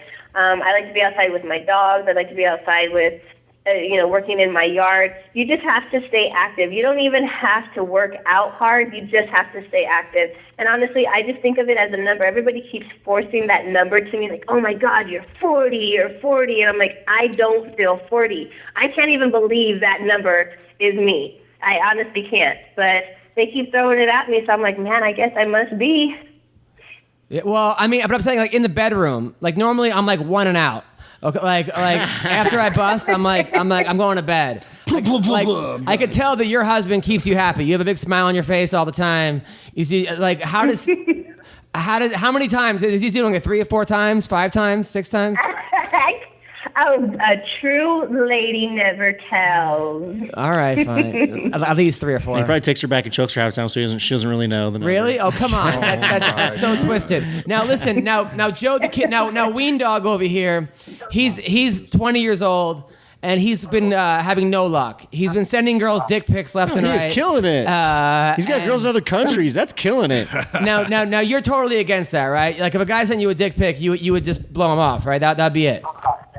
Oh, heck yeah. Trust me. Okay, girls are not interested in dick pics. They're just disgusting. Like, send us a picture of your beautiful smile. Send us a picture of you petting a dog or holding a cat. Like, something sensitive that, gets to us.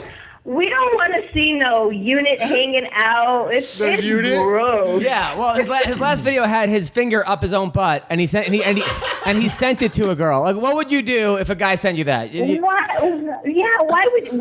First off, I would just have to show everybody and be like, look at this guy right here. And I'd have to make posters. And post them up. Like, look at this guy. Anybody know who his mama is? I'm getting nervous, dude. I'm getting nervous. Whole approach is done now. You're gonna have posters of you out there. You can't do that to the ween. We are in Brazil. Now Vince is a fighter. Vince has gotten his heart broken recently. Oh my God! There was a girl when a long time ago. I first met him. There was a girl. I survived since. Girl he liked. He didn't leave the house for 6 months and gained 80 pounds. He's in the UFC, but he wants to meet a nice girl. What's your advice for him? To meet a nice girl. Help me. First off, stop gaining weight.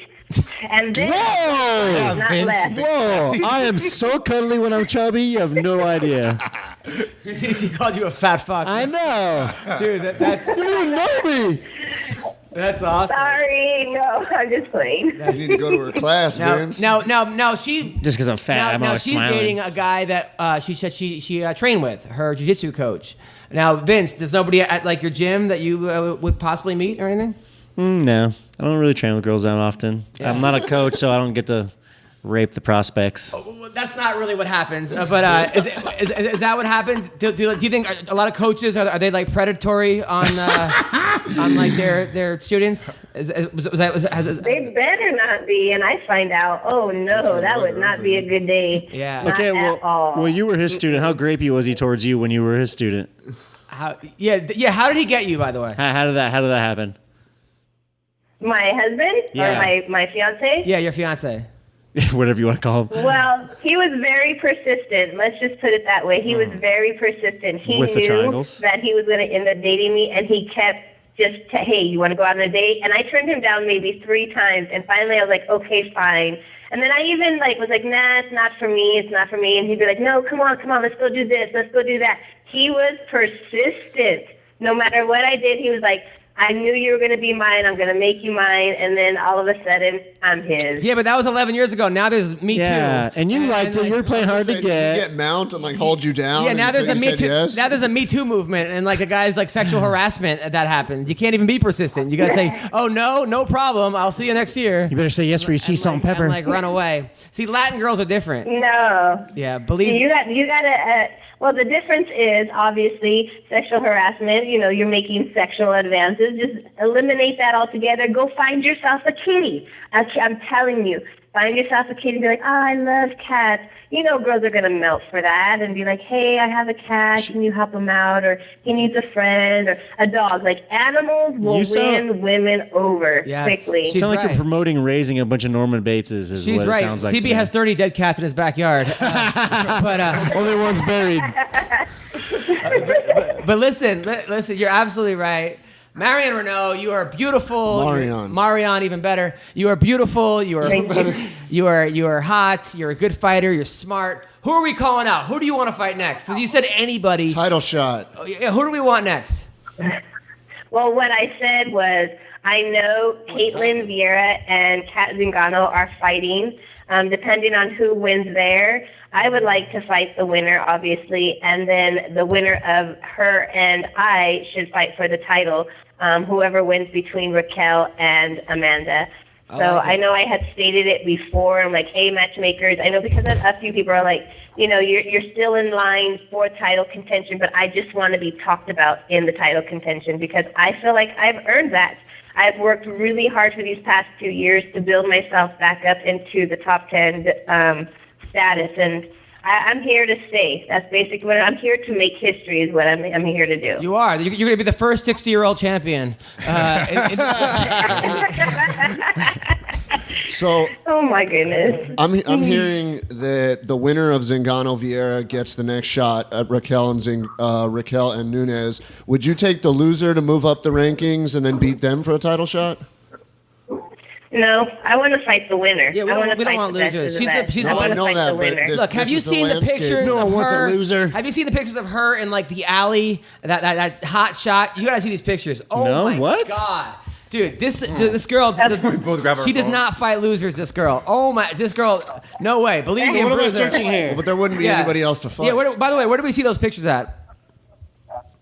Oh, oh my God, those are so old. Those are from like 2010. I did that for a company. It's called Chingon, and yeah, well, we didn't ask you all that. Where are they? Just go online and just find them. Yeah. But there's a couple of me with some bullies, right? Listen, yeah, if you put those up there, you'll get the title shot in 4 minutes. I'm telling you. That was like, I was like, damn. It was like, I was like, fuck, I would have got an A in gym if you were my gym teacher. You give me a break. Well, listen, I'm so proud of you. Give me a break. I'm so happy for you. You're a nice person. And I like it when good things happen to good people. So I appreciate it. Thank you for saying so. It's the truth. Are you going to be at the fights this Saturday? No, I'm not going to be at the fights this Saturday. I'm going to kind of lay low and stick around for my son. In fact, I'm on my way to go to his track and field practice.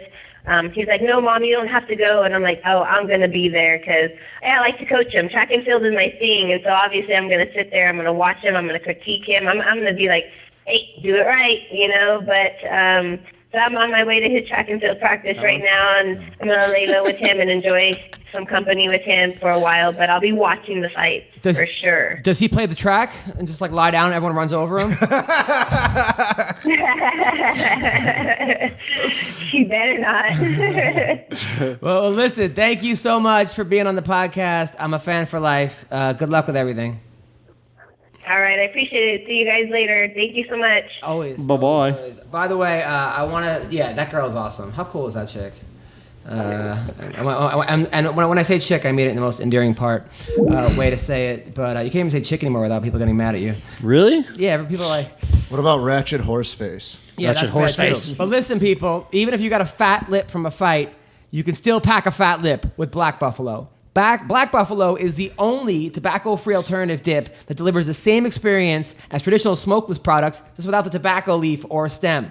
The taste, the texture, the rich, dark color, and the nicotine. So you can keep the ritual, but ditch the tobacco. Black Buffalo makes tobacco-free, long cut in pouches in the flavors of wintergreen, mint, and straight. I love mint. Black Buffalo sells 2-packs, 5-packs, and merchandise exclusively on their website with free shipping. Head to blackbuffalo.com and use the code ROASTED50 for 50% off your first order. I'm telling you, blackbuffalo.com, use the code ROASTED50. And Tobaccoless chew? yeah. What? Yeah, you need that. No, I don't chew. I don't like to chew, but that actually sounds pretty cool. Hell yeah, right? Because of course it does. But how cool is Marion Reneau, by the way? Oh, she's a pretty cool chick. She seems super down to earth too. Yeah, I like her. They should promote her. They're promoting They these. should promote her. Yeah, I don't like her bad attitude. She's attitude. going to be in a shitty spot if she doesn't want to take the loser of Zingano Vieira. Yeah. There's nobody else to fight. Jermaine's not fighting. Pena's out for a while. Those are the only other two ranked above her besides the loser of Zingano Vieira. If Dana is being honest and the winner of Zingano Vieira gets the shot at the winner, I think it of depends Amanda on the actual fight itself. Raquel. No, definitely. Because people were asking me that the other night on Twitter, and it's just because of the two that are up, that are like 2 and 3 or 2 and 4, which is Juliana Pena and Jermaine. Neither one's going to be fighting anytime soon. There is nobody above her, and you know damn well after a win like that, a decisive win over Sarah McMahon, who's always been a contender, you want to move up. You're not going to fight somebody lower down the ranks. You know who's a winner? BeADandy.com. Listen, people, do you feel embarrassed buying condoms at the grocery store? I know I do. Have you been stuck in that moment at 2 a.m. alone because you forgot to buy rubbers? That's the worst. You finally got a girl home, okay? She's ready to have sex. You're ready to have sex, and bam, no condoms. Okay? Do you hate going out of your way to buy condoms? I've been there. I went to the store one time to buy condoms. The lady looked at me like I was insane. She's like, "Get out of here." She kicked me out of the store for buying condoms. Buying condoms? You have to mask it. You have to buy like 75 other things in the last. It was a minute gun you're store, like, too. Yeah. Was your gun out already? No, it was not. I'm not Weendawg. But how many times would you have sealed the deal only if you had a condom candy? Trust me, that's so pissing people. How many times have you would have sealed the deal only if you had a condom handy? Be a dandy. Yes, beadandy.com. Don't settle for a handy. Be a dandy. Okay? I remember one time I had these two girls wanted to have a threesome. They were like, "Yes, we're ready to do it. Where are your condoms?" And I had no condoms. And I had no car. And I cried for 6 hours straight. It was the worst experience of my life. But now you can never run out. It's less expensive than buying them at the store, and shipping's discreet. It's not going to have a big box and say condoms, okay? It's a condom purchase without the weird, awkward moment, okay? You don't have to feel like CB Gold all day. All right, listen, you can order online at beadandy.com. Is it weird for you? I have no idea what he's talking about. /podcast. Beadandy.com /podcast. Special promotion to our listeners. You get half off the starter pack. Listen, I know our listeners get laid all the time. If you listen to MMA Roasted, you get laid. It's a fact. That's $3 for your first order, which includes 6 condoms and then $6 a month. Listen, people, if you have a condom subscription, you will get laid more. It's facts. Facts, okay? Beadandy.com. Joe, you need some condoms with the girls that you freaking bring home. Okay? Yeah, dude, you do, bro. You're getting like Russian diseases and stuff. I mean, like polio on your dick. And you. Okay? I'm engaged, motherfucker. Yeah, right. You should still wear condoms because you you want to get her pregnant? You don't know what you have. Okay, so I'm telling you, all right? BeADandy.com. Vince, especially you. The last thing you need right now is bitches are always have to be Lucky Charms. You don't need to get in the clap during a fight, and all of a sudden your dick starts burning, and then you lose your. And then you get TKO'd because you shit. Dude, that's like an itchy dick mid combo, bro. Yes, that happened one time. One of Tyson's fights, actually, he was pacing back and forth. It says because he had some kind of gonorrhea before the fight. Yeah, that's what he said. That's awesome. How is that awesome? Did Marion Reneau just ruin Joe's approach to women? Oh yeah, seriously, bro. She got me nervous talking about you should pay attention. She did. That was a total culture shock for you. I'm surprised that you're still sitting upright. She's also 40. She kind of missed the whole. She probably gets a lot of dick pics, but she missed that whole. Like these millennials, it's different age. I mean, dude, I don't send a dick pic unless the girl asks for it. I mean, I know guy asks for it. Yeah, or that's not or the guy. Guy you told us you sent them without even knowing the girl's fucking name. It was the first picture you sent. I'm talking about now. Chat. He gets her number right away, just sends her a dick pic first thing. Check this out. Have you heard back from that girl that you sent you the picture, the video of you, the butt hurt? No, man, she just kept asking me to buy her or him riot points for League of Legends, and then I just deleted her because I just felt. Wait, what? Yeah, I sent her a picture of my asshole, a video of me fingering my asshole, no big deal, and then she says 2 knuckles deep. Yeah, just 2 knuckles deep, and then she tells me to. Legend, she's like 12. Yeah, dude. She said, "Can you buy me?" What are you talking about? Hot girls play League of Legends all the time, dude. That's the thing to do, isn't it? Dude. That's how they live. What is League of Legends? I don't fucking League of Losers. I'm guessing it's like a Warcraft or Command and Conquer or some shit. Wait, do you play like League of that. Legends? What is it? I mean, I used to play League of It's a Legends video lot, game? but I suck so bad now. I mean, it's like the biggest game for esports where they have real people play the game like at the Staples Center. Yeah. On the like in the middle of the Staples Center, the whole stadium would be sold out. Just people wanting to watch people compete. On And also knuckles deep assholes as well. yeah, dude. What if that just slips in there somehow? It's one of the bathrooms if you go on the wrong door. Now, is it like if you like get to a certain level, you get to see your asshole? Like, is that like? I want to know what you were thinking when you were like recording the video, where you're like, yeah, she's gonna love I'll tell you this. exactly what I was thinking. She told me that she wanted me to come over to her dorm that night, dude. But she said, I need a video of HD high definition. But I need a video. I need a HD high definition video close up of your asshole just to make sure you don't have any hemorrhoids on it. Because that's what every girl worries about. Wait, did you put it on a selfie stick and just shove the other end up your ass? No, That's I how laid you on my took the floor pictures? and I put my phone up against the wall. Laid on it. Dude, I've gotten hemorrhoids. You had hemorrhoids ever? had No, a not like hemorrhoid. not Not bad that I or wanna like a advertise, bleeding, but but that's part of diverticulitis. Oh, dude, Yeah, I've had it's internal horrible. hemorrhoids. Like, so it's not like a. Oh, it's bump. inside and you're Inside. wiping? Like Dude, the first time I digging got a little it, deep there, guy. You need to calm down. first time I got it, I wiped and then like it's the reddest blood. It's the reddest blood. I'm like, I thought I was on my reddest period. I'm blood. like, what the fuck? Why? Like, am I on the cycling right now? Like, it was so scary. That's I didn't fresh know what. shit. Dude, my Yeah. grandfather was in the hospital 2 weeks ago because of something like that. What And happened? it's Fucking From Joey's he just- from his video. You wipe too No. hard. Oh. I don't know what he did, but all of a sudden I get a call from my mom, and my grandfather's 96 years old, is in the hospital, and she goes, "Yeah, he had like some fissure or like an inside hemorrhoid. It, Were you like, were popped, you were you and counting it your money when that started happened? fucking- Real nice, Adam. Oh, sorry. Real nice. Sorry. So he was in the hospital for like 4 days. They'd give him nothing but liquids and had to do a colonoscopy, all that shit. Like that shit's fucking horrible. Oh, Like, hemorrhoids is the worst, dude. You know what? How I was getting it from reading on the toilet, being on my phone on the toilet. oh, you're Just sitting for sitting too there brushing the long whole and just time? fucking. Yeah. I had to. Once I stopped looking at my phone and watching Joe's pics videos. You gotta stop pushing those guts out. Dude, that's the worst. Is like when you're on the phone, like swiping like right or left on Tinder, like taking a shit. You're like, if the person could only see how like I'm first seeing this person for the first time while I'm taking it Didn't down. he FaceTime with some chick while she was taking a shit? Did you? I think so, dude. I'm not even gonna lie. I was fucking FaceTiming some chick and I was taking a shit, but I didn't tell her I was. Oh. I had to go and I didn't want to be like, oh, I need to go take a shit, so I'll tell you later. So how long would this conversation go on? Because eventually, like, you have to wipe, right? Or your foot yeah, falls I asleep? full blown wiped my butt. I didn't flush the toilet though, so she didn't know. But I washed my hands and everything. She was none the wiser. Oh man. I was pretty slick about it. It was ninja. Yeah. If your foot falls asleep, you've been there too long. Yeah. foot falls asleep. Yeah, you ever late fall asleep sitting on the toilet? I've done that actually. That shit Thank sucks. you. Yeah. It sucks. What'd you do? You sit on the toilet too long and your fucking leg falls asleep and you get up and just the worst agonizing pain of your life. No, but I've like I was getting a blowjob and like I moved the wrong way when I was lying down. Like I think I just fucking tore an ACL. Like I thought you were going to no. tell me you were getting a blumpkin.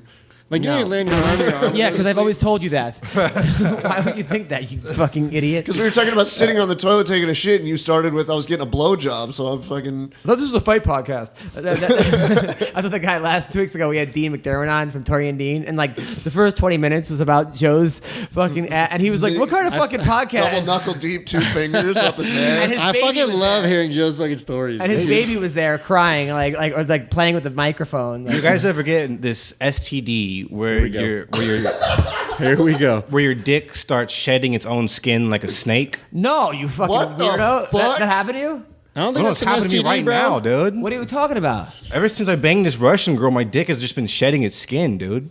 That's not normal, dude. I don't know what the fuck it is. I never learned about this STD in school or anything. It's weird. It's You don't weird. learn about it Google. because You stuck your dick in acid pussy, bro. I wore a condom with this girl. That's why I'm kind of. you fucking banged that Chernobyl pussy. What was it, lamb skin condom? No, it was a dollar store condom that I got. Oh, there you go, I dude. got like 3 kids No, on but the your way dick's now. not supposed to shed, bro. Like my skin is peeling all over my dick. That's not normal. And anybody Were listeners you laying out on your roof fucking naked getting a tan lately? Nah, dude, I live in a What, big are you a ass lizard person? complex. Like that doesn't happen. That's what I'm thinking. I've dude. never heard of that in my entire life. It's weird. I'm like I stay up at night just peeling the skin off my dick. The weirdest thing I that thought I did weird shit late at night. the weirdest thing I ever happened with a girl was like, dude, I went over to this girl's place. I think it was like in Arkansas or Oklahoma. So off Tinder, I go back to her place and there's a remote, which I thought was for the TV. And I was like, oh, she's like, don't touch that. I go, why? She goes, that's for my asshole. I go, what? That's for my asshole? Yeah, she had like a remote control asshole because she said that when she was younger, she did gymnastics. Something happened where she had some kind of injury where her asshole can't get tight.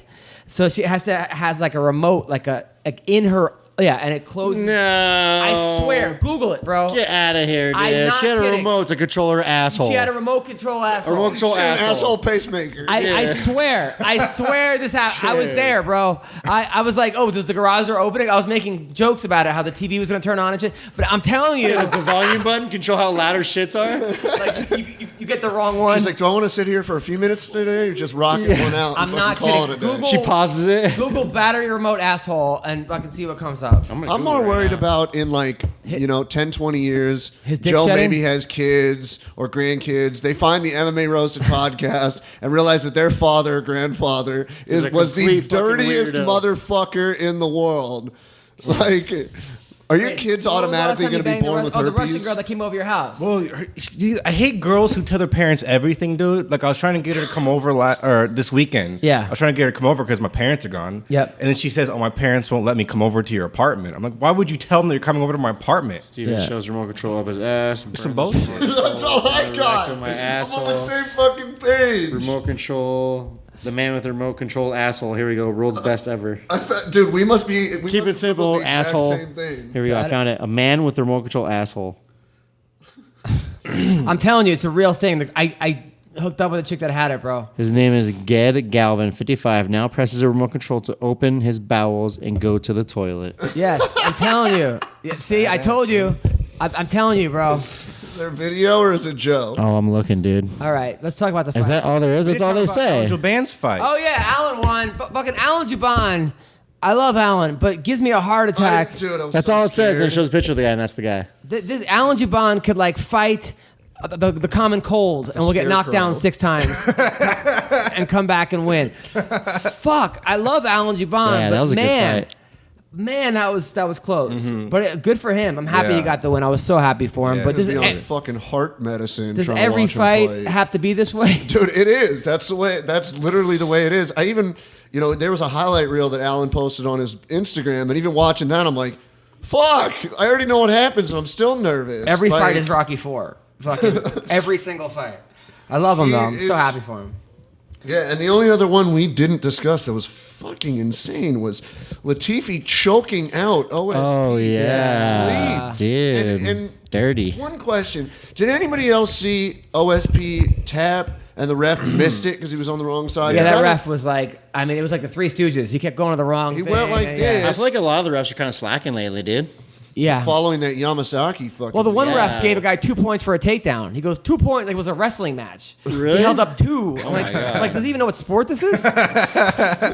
He was like calling points, guy. He now gets a free throw. He was calling a pin. He's like back points. I'm like, what the fuck is this guy doing? What the shit? Yeah, and then Cormier was loving it. He goes, he just held up 2 for 2 points. So he was all happy about it. I'm like, that's not good, bro. And the ref What about the doesn't ref know what sport that he's in. Cormier was fucking with? That, that every time he started the fight, he had him stare down. It was like the main event of Fight Pass. Yeah. And he's like, all right, come in here for the stare down. Touch gloves if you need to. What? And even Cormier was like, this is entertaining, but what the hell is he doing? Yeah, these refs, I don't know where they're finding. It was like Naked Gun. Remember when he like? There's a lot of new guys. Remember too, he went to the baseball thing and he was like the umpire. That was like my favorite ever. Naked Gun was one of my favorite. That's my favorite movie of all time. When the guy he throws the 6 balls in the air, Yeah. and the guy tags it with 5. He's like, I was like, what? It's the best. An He goes, airplane. is this bat official? And he hits him, knocks him out with it. That was so. Like my wife doesn't. She doesn't like those kind of movies. Like I don't know. funny the movies? Stupid funny movies. I love them. I showed my girl Airplane, and she's like, this isn't that funny. I'm like, what? Yeah. What? I know. Major League, Naked Gun. I could watch those over and Those over Leslie again. Nielsen movies, they all had the same like premise of him just being like stupid and ridiculous, but every fucking one of them's hilarious. Hilarious. It's like that old school 80s, 90s comedy, but they're great. It was the best. The body condoms, they were having safe sex. They were like in full body. Every time I go to San Diego and I see those like 2 huge boobs. Everywhere I go, something reminds me of her. Yeah, it's so fucking funny. So, all right, this week, Adam Milstead, the prototype, is fighting Jordan Johnson. Who are these guys? I don't know about Jordan Johnson. Adam Milstead. Who are these guys? Adam Milstead fought on the Almeida Garbrandt card, Memorial Day, I think last year. Yeah, which card is this that we're talking about? We're talking about this Saturday night. 222. All right, forget that fight. Brian Caraway versus Cody Stamann. Cody Stamann's a good fighter. Brian Caraway hasn't fought in forever. He beat Tarion Ware. He's been fighting his divorce lawyer. Cody's the guy that fighting for his life. Yeah, dude, to have fucking Misha gets pregnant like the week when she leaves him. Like, fuck. Or that he left her or whatever happened there. I like Caraway. Caraway came to my show, and you know what? I mean, look, we may have different views on certain things, like he's anti-marijuana and this and that, but I tell you, Brian Caraway, if he likes you, he's a good dude. Mm-hmm. And he's a good guy. He's just a stand-up. There's really like nothing to dislike about him. No, I mean sometimes he says things that you're like, ugh. But guys, I'm sure we could find something. But I'm sure. But he's a good dude. Now, you know what?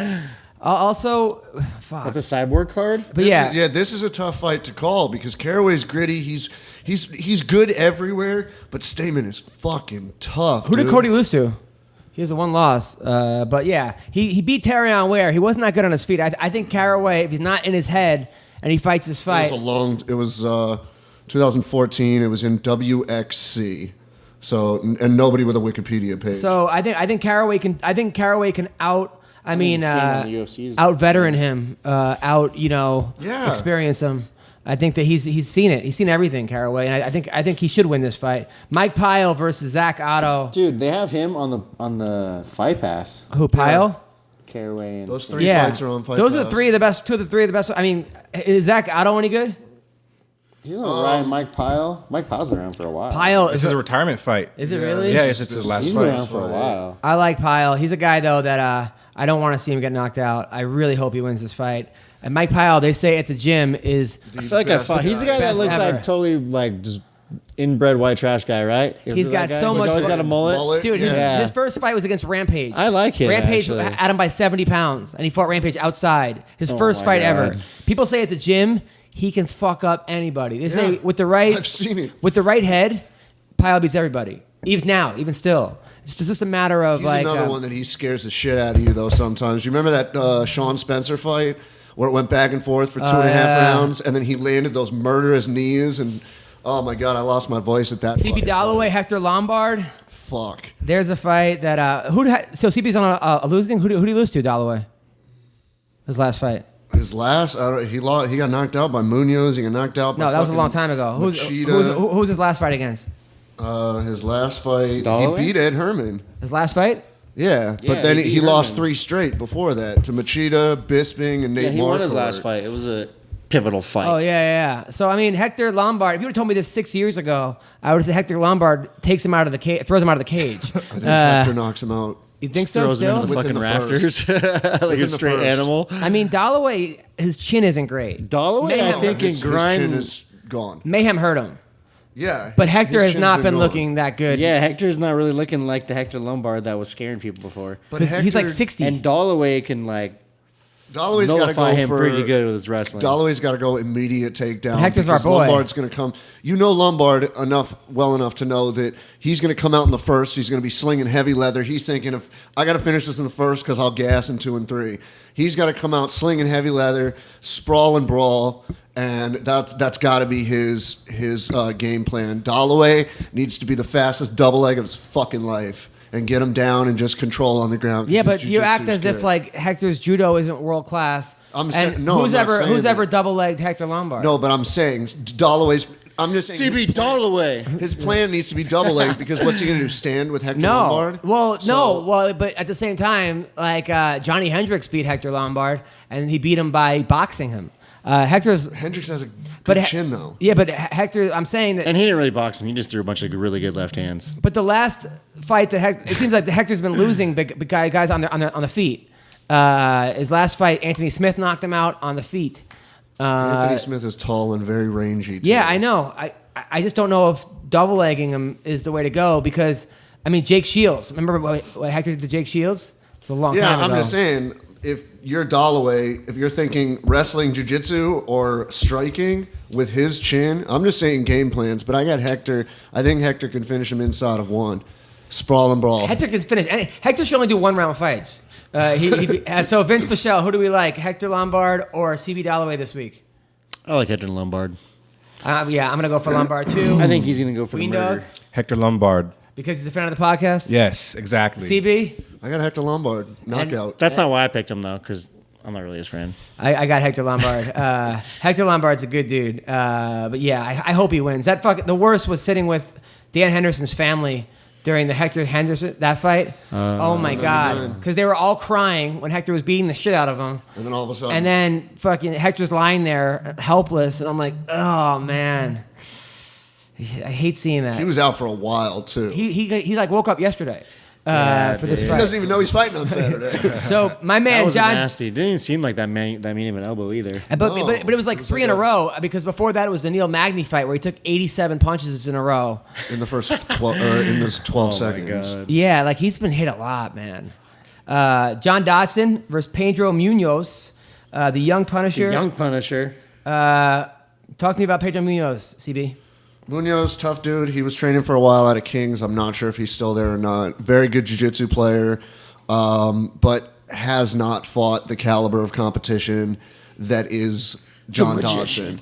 John Dodson is a perpetual number one contender to the flyweight belt, and I don't think Pedro is going to have enough. But this is bantamweight, though. No, oh yeah, he is at bantamweight now. I don't think it matters. Honestly, Yeah, Dodson's also, you're right. Like, he's a guy, that first fight with Demetrius Johnson was back and forth.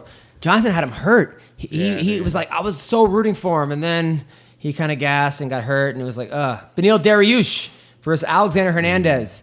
Taking this fight on short notice. I like Benny. I think Benny's one of the best in the world. Hernandez is I got offered that fight too, but that was too soon. What? I got offered him too. 'Cause Really? His opponent moved out, but that was too soon for me. For Dariush? Yeah. Well, you have to cut 67 pounds or like? Yeah.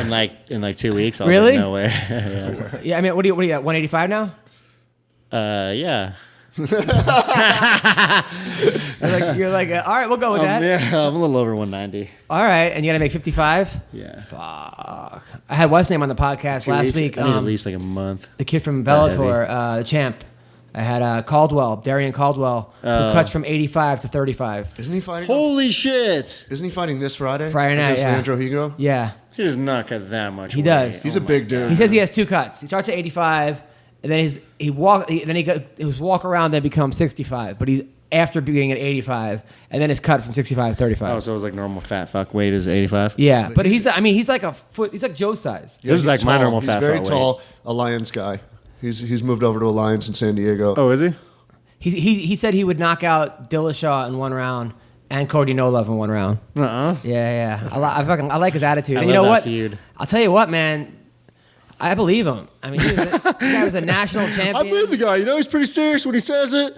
Training with Dominic Cruz, this dude's like a world-class athlete. And he's so tall. Those guys over there are beasts. I will say- for him to be tall like that and have that kind of advantage, dude, guys would kill to have that kind of advantage. That I will say lankiness. TJ just got a sick new car. I saw him Saturday. He got a Porsche Carrera 4S. Were you in the glove compartment? No, I was at the UFC gym Costa Waiting. Mesa, Cheap, meeting cheap. up with him, Cub, BJ Penn, Clay Guida, and then Bisping no-showed. He was working Orlando. You were meeting. Typical you were, like, Bisbee. you were autographing them. Yeah, I mean, hanging out with BJ, but then getting autographs from a few of the other fighters. Nice. Hanging out. Yeah, it was just like a whole 1 year anniversary meet and greet. It was a lot of fun. Cool. Was there a lot of people there? The spider monkey. Honestly, no. I mean, there was a lot of people training. They were doing a lot of Ashley different. Yoder, Cub did the a spider seminar. monkey. BJ was doing a seminar. But the actual like meet and greet autograph signing, maybe like 40, 50 people. I expected way more for the lineup that they had. Did anybody want your autograph? No, Oh, come on. We got to step it up, dude. I'm glad. All right, so Ashley Yoder versus Mackenzie Dern. Yoder's been on the podcast. Is Mackenzie Dern that jiu-jitsu? Yeah, she's the Yeah, one chick who out of the lab. She's the one who tapped Gabby Garcia. But she I watched the fight. She jumped on her head. It was like a monkey jumping on like a gorilla, and then just fucking You ain't like getting tapping those out. fucking tree trunk of legs off the Fuck. fucking Well, ground. we'll see because Ashley Yoder's nickname's the spider monkey. I like Ashley Yoder, and you know what? I think she can win this fight. She just has to stay the fuck away from her. But on the podcast, she was Don't touch me. She just has to keep it a jabbing contest. Honestly, that just outpoint her. Yeah, but how Stay at fun is range. that? How fun is that to watch? How fun Yeah, was but it you know what? get the win over fucking this world class? This is the hype train. Yeah. Mackenzie Dern has a huge hype train behind her, undefeated. Fought in LFA, won, had two, fought in LFA twice, had an Invicta fight, beat Colleen Medeiros decisively, and This girl is riding the hype train. This is her UFC debut. She needs this win to really skyrocket. As I was saying, how fun is that? Look, you know, don't be a hero. When you're fighting Damian Maia, don't try to out-grapple Damian Maia. If you're fighting Ben Askren, you're not going to win a wrestling match. You're fighting Mark Hunt, don't stand toe-to-toe for him. Get the W, Vince. Go for the dub. Listen, you're a young fighter, okay? Listen to this. Listen, this is Uncle Adam. I'm probably the 80% oldest part of the fighters in the UFC. well, thanks, Dr. Gloom. Okay, but I'm saying, don't you agree with that? Just standing there, and I mean, what is she going to do? Yeah, no, I totally do agree with that. I mean, Mackenzie Dern, she even said, she's like, well, I know that I'm pretty good on the ground too. Yeah, you're pretty good on the ground, but you're not, This you know what? Open weight, jiu-jitsu black Who knows? belt The only way you find champion. out is you fuck with it. You know what I mean? Not during the fight. I mean, that's the only time you can really fuck with it. Wish you can go to the gym for the fight and let's train. I want to see what you're up to. I hear you, but I think Yoder could win. She's the only girl at Team Quest. She's got good training. She's got good coaching. She's got good people around her. And Mackenzie Dern, I got to say, even in her wins, she's awkward as fuck. She's very awkward. And she's very hittable. And I think Is Yoder a striker? She got outstruck by Angela Hill. I was there for that one. But she's an athlete. She's a good all-around athlete. Okay. And she's hot. I think with working with Dan Henderson, Sam Alvey, she is hot. Tom Galicchio, Sprawl and Brawl. Just make sure that Mackenzie can't get near. So Kat Zingano versus Caitlin Vieira. Caitlin's on a fucking tear. She's undefeated. She tapped Sarah McMahon. She beat our girl Ashley Evans Smith. Yeah. Kat Zingano has not fought in 27 years. But I like Alpha. I know. Kat. Where has she been? She got hurt. She fucked up her ACL. She had some, personal issues. She's fought twice, I think, in the last 4 years. And she got beat by Pena. I know one of her fights, and then another fight. I don't know. Ronda, 14 seconds. Right. Those are the only two fights she's had since 2014. She's at Alliance though. Damn. She kicked out Magana from Alliance. She kicked her out of the gym. Magana just posted a photo not that long ago of Dominic Cruz. I don't know what. She's been posting a lot of photos lately because she's got some fight coming up and she signed with somebody else, but she hasn't revealed where she's going. Is it that? Is that Explode fight series? No. What's the one with bum fights? No, the porno one where the lingerie fighting championship. Not that one. With one where the loser gets banged. Yeah, the winner fucks the loser. I forgot. Yeah, it's like some grappling league for girls. Yeah, they grapple naked. Yeah, Joe, you should enter that. Whoa, well, how come this is the first time of me hearing about this, bro? This sounds amazing. You've never heard about this? You don't have enough time on your hands to start Googling random ass shit and finding. Actually, I used to know a chick that did it. Really? Yeah, she used to go to our gym at Big John's long time. And what's it called again? Wait, really? Did you hook up with her? No. Why not? Who? I had a girlfriend at the time. Oh, did she like you or no? I don't know. I didn't really talk to her. Yeah, there was another girl. I was kind of afraid to talk to her because I was afraid that she'd try to fuck me, and I was kind of like, she's gonna peg you. Yeah, dude.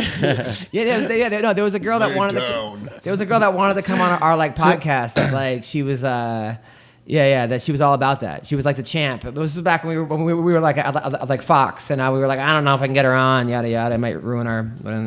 Anyway, I remember that when you were Fox. We have no image to ruin now. Yeah, explode. Yeah, so maybe we should get that chick. All right, so then also on the card, Stefan Struve, right? The skyscraper. Andre Arlovsky against Arlovsky. Dude. Fuck. That's a pretty tight fight. I think Arlovsky's like 100. Yeah, but he's like kind of coming back with a vengeance, dude. And Stefan hasn't looked he hasn't looked as good as he was before the whole heart situation.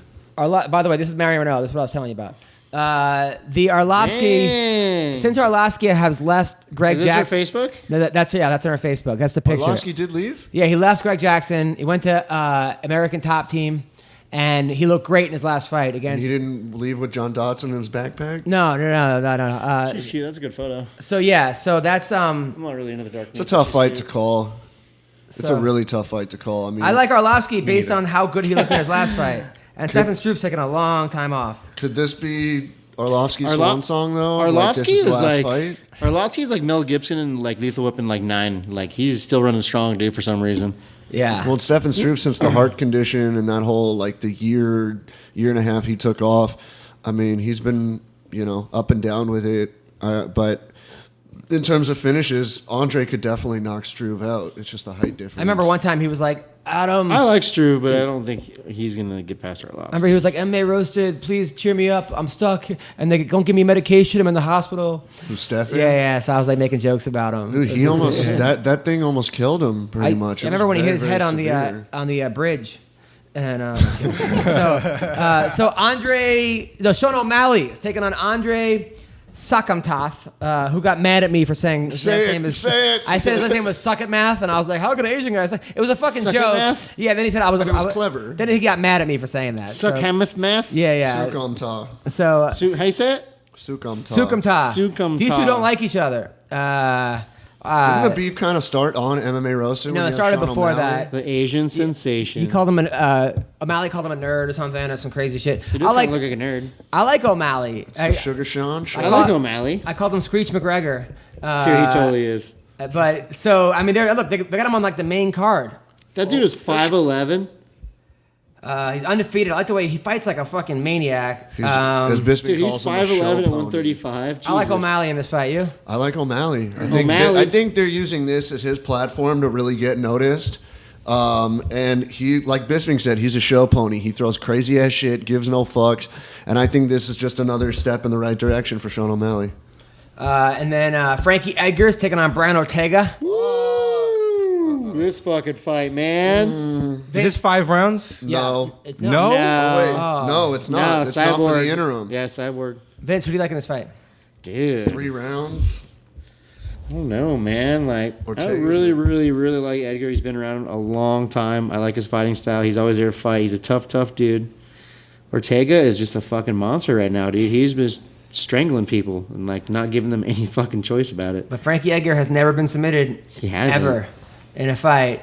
Has he gone against someone who's MMA, who's Oh, come on. MMA Jiu-Jitsu is as good as Yes. Ortega? Yes. Look at who he's fought. He's Everybody. fought everyone, but I feel like Ortega's MMA Jiu-Jitsu is like pretty higher. I mean, pretty high Ortega's got, level, I think, like some above. of the best jiu-jitsu. Are you Above picking most of the Brian rest. Ortega? So I don't am know. I kind of. You are? I just kind of am, dude. No way. Ortega's the king of the 3rd round finish too, and Yeah, great. Look, I'm not saying like, oh, Frankie's definitely going to lose, but we have to pick one or the other, and I just, you know what? I think Ortega can pull it off. But if Frankie does win, it's a very risky fight because if Frankie loses, he lost his title shot now because Holloway's out, and that sucks. I feel like Frankie's been. But there's fighting not back for many such a long people in the time. world that you would bet against Frankie Edgar Listen, for. Brian Ortega's a great fighter, but this man And then is the most well-rounded fighter out there.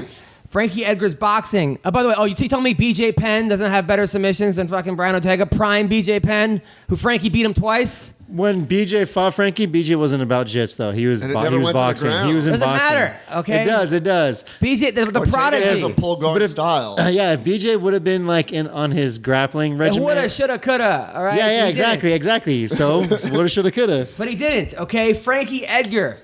But what I'm saying is Ortega that's his thing. You know what I mean? Like Pull guard, work Yeah, off his dude. back. Come on, who is he? He beat Cub Swanson, right? But Cub is 97 years old. Okay, I like. undefeated. Okay. I was kind of embarrassed how he submitted Cub to you. All right. Who else does he beat?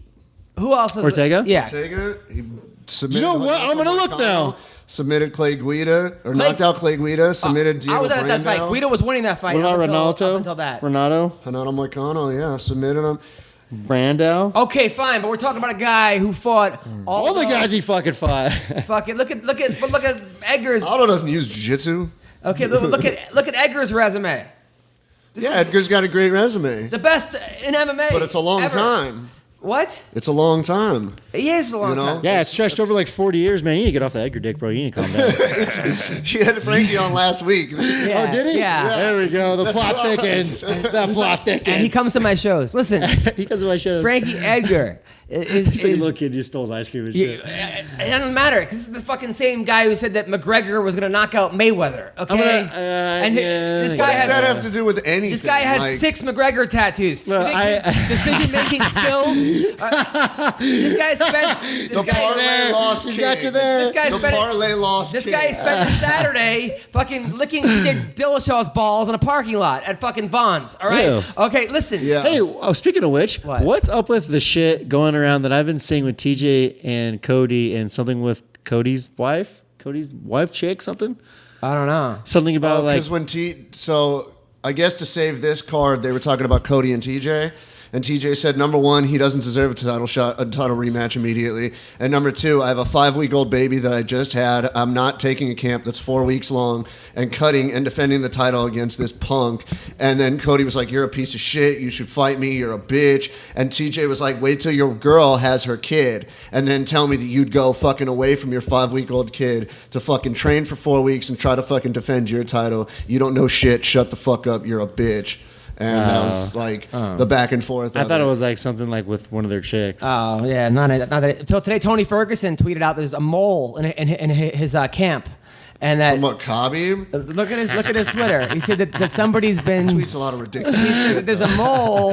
I feel like he's a little delusional. That guy. I think it's John Dodson is the mole. It's probably one of the bear cubs. I hear. Here's what he said. He goes, "This is what Tony. I played Go Fish, and I found a mole in my academy. So sad when I'm prepping for a big fight. Want to know who he, she, they are? I don't know what that means, but does that mean they're a transsexual and like? That might just be him trying to get attention. I don't know. That's kind of weird. Are there Russian moles? He's tweeting a lot of weird shit. Are you kidding? He is weird. Yes. Trump got elected. That's a good point.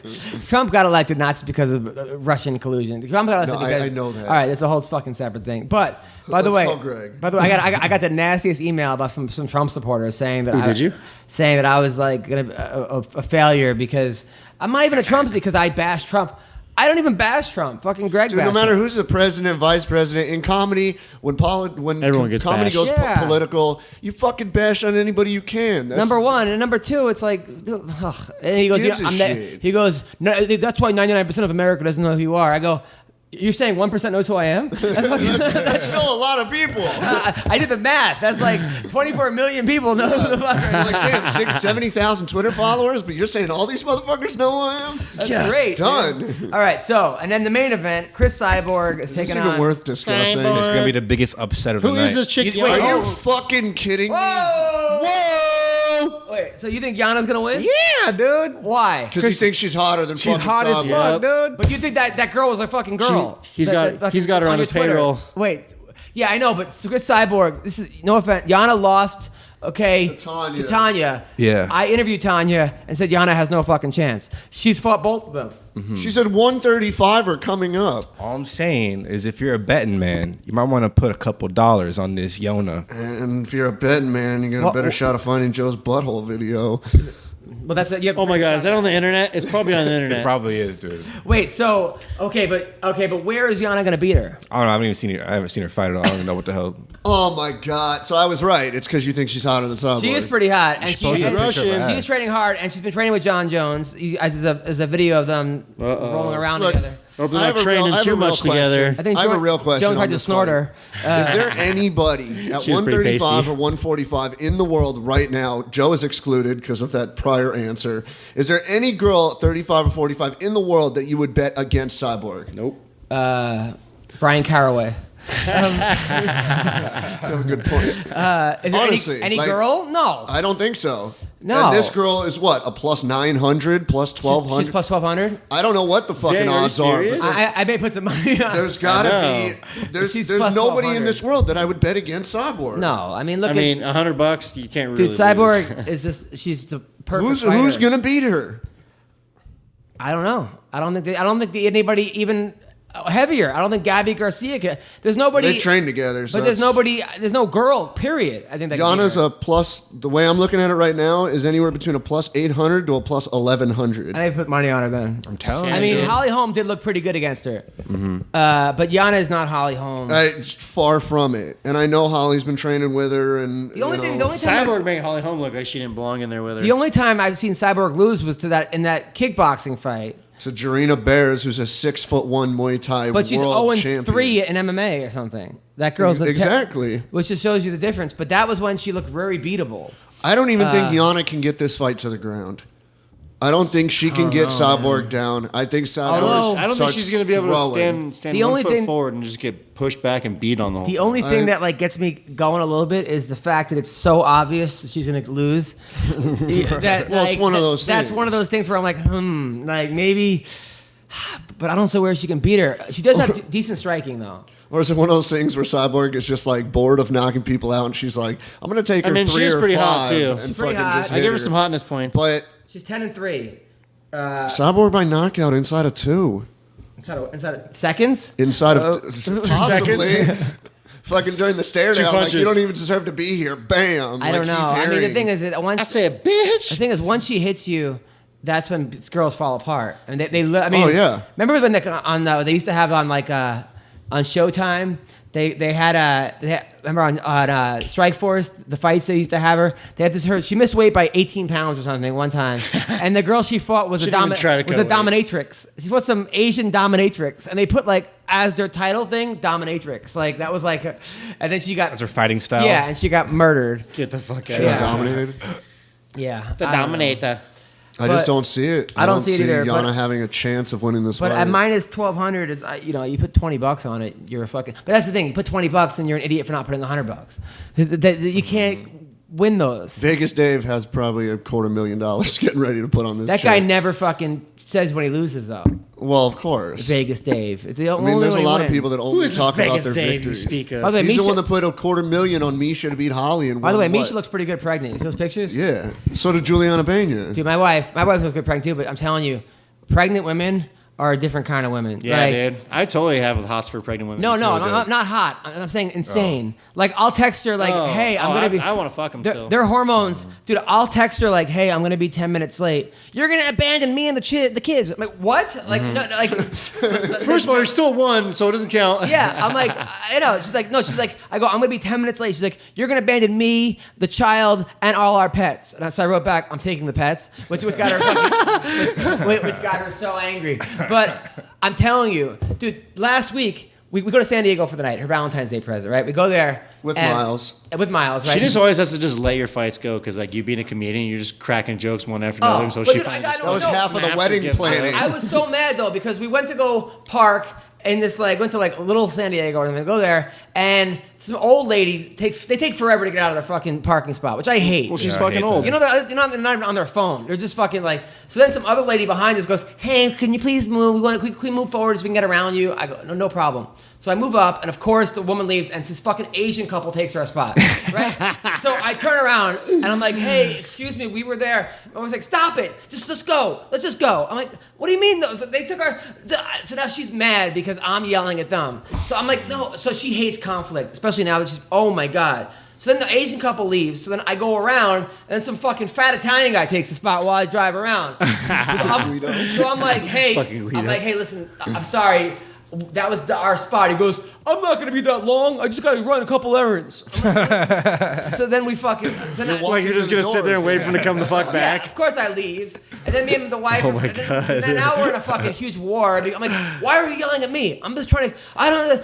I'm like, it's like when I got into a fight during the wrestling tournament with the parents. I'm like, Oh, my God, dude. and they were like, you need to apologize to our kids. I'm like, okay, kids, sorry, these are your parents. And then fucking, and then a whole Sorry, fucking- parents, you're pussies. This whole thing blew up, and my wife just she couldn't deal with it. She went and walked in. She was in the car crying. I'm like, it's not the way to deal with things. Is It's she to like walk- anxiety-riddled person? It's not. Well, I think The hormones, too. The hormones. It's like But if she's like normally anxiety, like That's kind a of an fucked up anxiety name, too. person. And what then- hormones? Hormones. You know what's about? We got to talk about this thing in Texas. They could have made that word so much better. I know, like hormones. Like, what are we talking about? So did you hear about this thing in Texas? The girl wrestling. No, so there's what this. yeah, she identifies as a boy and So still wrestles okay, so girls. there's a high school Oh, girl. Or yeah. it's a guy that's a But girl she's now. transitioning. So they're pumping her up with Look at all Felice kinds. Herring. They're pumping her up with all kinds of steroids, You mean right? Fallon Fox? Oh, yeah, yeah, yeah. Not Felice Felice Herring is My bad. fucking poor Felice Sorry. Herring. Poor Felice Herring. So anyway, so they're pumping her up with all kinds of steroids now, but she has to wrestle the girls. She should be wrestling boys because I don't know what she should be wrestling other kids that are transitioning who she should wrestle. But now So she's no one wrestle herself? She's winning the state championship now, but she's like completely has an advantage because she's getting all kinds of. Wasn't she like testosterone. dominating every match? Like, Yeah, just, because she's like, it's like Vitor Belfort in his fucking prime. She's like on all kinds of TRT. it's like if Khabib fucking changed genders and went down to 145. Yeah, Well, dude. it's like, no, because she was born a girl, but they're just putting all kinds of shit in her to become a man, and now she's wrestling girls. And people in Texas are all fucking pissed off about it. And I could see why. I'd be annoyed if wait. She was a girl that's turning into a boy. Yeah, she's changing into a boy, but she's still wrestling the girls. Yeah, because the rule is you can only wrestle the gender that you were born with, whatever. So that's already got to be a problem itself in fucking Texas. So she's all kinds of like, her hormones are fucking like testosterone's like plus 9 million. And she's just running through these fucking poor girls. Damn. You know, she has like a beard. And would you do that to your daughter? If you want to become a man? No, just to help her get the advantage in wrestling. No, you fucking psycho. Why would I do that? I don't know. Yeah, I'm going to fucking give her... No, I would not do that to my daughter. You're so fucking... All right, so anyway... For once, I'm rendered speechless. So anyway, what do we got coming up? CB. I'll be in Vegas Friday and Saturday, and that's all I can think of. Graffiti Pals Tattoo. You're going to be in Vegas asking people for autographs, right? Graphing. I'm hanging out pretty much. Okay, so what people could, like, but that's not something you could really promote. I'm not promoting shit. Like, you don't ask me at the front of the show what I did, and I'm just telling you at the end. Like, what do you have coming up that people can see you at? Is what I'm trying to say. I'm not fucking famous, so nothing. What about the tattoo shop? The tattoo shop. I just started, and then you interrupted me. No, because you're like, I'm going to be in Vegas for 2 days. Jesus, guys! It's like when you say, I'm going to be watching my dogs all weekend. Like, no one can come watch you watch your dogs. I wait for Greg to come on the show when I'm not here and fucking bash me when I'm not here to defend myself. So he can tell me about the dogs. Oh my god! Go on. No, Graffiti Palace Tattoo. 4427. Like a very private family fight right now. It's all good. 4427 Lancashire Boulevard, North Hollywood. Come in. We got 3 awesome artists, and yeah, if you hit me up on Twitter, Instagram, whatever, we have Graffiti Palace Tattoo as well, and I'm usually there, so you can come, hang out with me and get a sick, awesome tattoo. What do you got coming up? And Vince is coming soon. I got nothing. I'm a lame. Someone just help me. No, Vince is looking for that. Nothing, man. I'm taking time off. I'm training right now. I'm not working this week, so I'm just training, going to school. Hopefully, I have a fight here coming up. Hopefully, I can announce my fight here that I have coming up in a week or so at least. You do any personal training? No, I don't. Why not? Because I don't like to teach people. Like I'm an unconscious. How's it? Unconscious competence. Like I'm good at what I do, but I'm not good at all teaching it or having someone else do it well. Right. So I just stay away from it because I get aggravated. I don't have the patience for that shit, and then I get mad at them, and it's not their fault. I've seen your road rage videos, and I'm like, I just don't see that happening. Dude. Yeah, and like it's not their fault. Like it's just hate people. It's me, and I know it's me, but I still get mad, and then I take it out on them. So I'm like, I'm just gonna steer clear of that shit. Gotcha. But if I wanted some one-on-one lessons from you, would you teach me? Yeah, why not? All right, cool. What do you got coming up, Joe? You guys check out the YouTube channel Weendawg TV. Also my podcast Weendawg Radio. Also RedTube, gay section.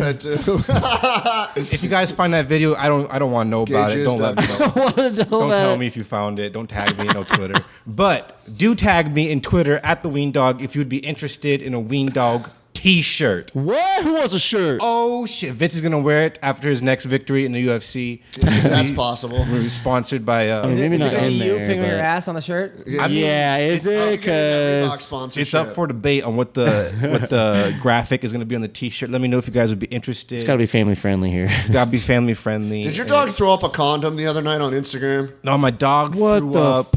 No, she woke up in the morning and she just threw up like a bunch of phlegm. Like maybe it looked like a used condom, and then you showed your face kind of scared, so I wasn't really sure if it was your condom. Maybe she watched your video. All right, oh my God. All right, listen, people. This Friday night, 12:30 at night, I'm at the South Point Casino. Jesus. In Las Vegas. It's called The Dirty at 12:30. Oh, is it? Yes, it is. You would love it, Vince. The Dirty at 12:30. You're as dirty as they come. That's actually the hour that I do strike. Really? Now, okay, so I'm at the Dirty at 12:30 this Friday night, and then also coming up, people. Next Wednesday night, I will be at the. March 7th, I'm at the Long Beach Laugh Factory. March 8th through the 11th in Syracuse at the Funny Bone in Syracuse, New York. Friday, March 16th in Bakersfield at Me Peru. I'm doing comedy with Leslie Smith and Tom Galicchio. They will be there. And then at Hollywood Laugh Factory on March 17th. And then Sacramento, April 4th at Laughs Unlimited. San Diego Comedy Palace, April 12th and 13th. Oh, 13th and 14th, actually. Harvey's in Portland, Oregon, April 26th to the 29th. And then Naples, Florida, May 3rd to the 6th. So that's where I'm going to be at. CB, thank you, man, for doing the podcast today. Thank you. It seemed like you were in a bad mood at first. It seemed like you cheered up. I'm in a bad mood. Okay. All right. So, listen, CB, I'm just saying thank you. Can't you take a fucking compliment? Because I never know if it's a fucking backhanded, sarcastic compliment. I was giving you, well, you're never going to know, but I was still giving you a good compliment. I was saying thank you. Well, thank you. Thank you for having me. Hair looks good, by the way. No more mohawks or anything? Or? No, I gotta fucking shave it, though. Oh, it's right. too long. All right. Vinc Pichel. Is that the butthole video? No, it's not. It's another video. It's pretty funny, though. All right. Vince, is that you fucking? What are you showing? Oh, it's some dude jacking off on an airplane. I mean, we've all done that. You jacked off on an airplane? You jacked off on an airplane? If you jack off an airplane, do you do it in your seat or just go to the bathroom? Come on. I've never jacked off on an airplane. Do you want to airplane. get arrested or not? I mean, this dude is just jacking off in his seat on an airplane. Does that count as a Mile High Club? If you just jerk It's off funny yourself? because the guy caught him and he's like recording him still. Like, What a fucking idiot. How do you jack off in the air? Like, why would you do that? Only if it's going down. Like, if you knew it was going down, I'd just be like, fuck it, why not? Really? But could you? You think that fear boner would kick in that quick? You never know, man. I don't know. Well, where's the weirdest place you ever jerked off? Fuck. Oh, Jesus. Oof.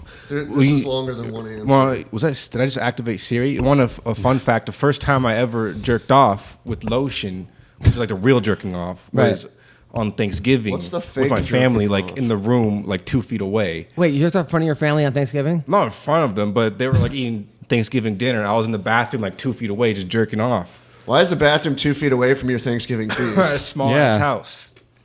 Is that what you were thankful for? I was thankful for this lotion, for That's- discovering lotion while masturbating. Vince, what about you? Weirdest place you ever? I don't know. School. Probably my car, I guess. Jacked off one time in my car.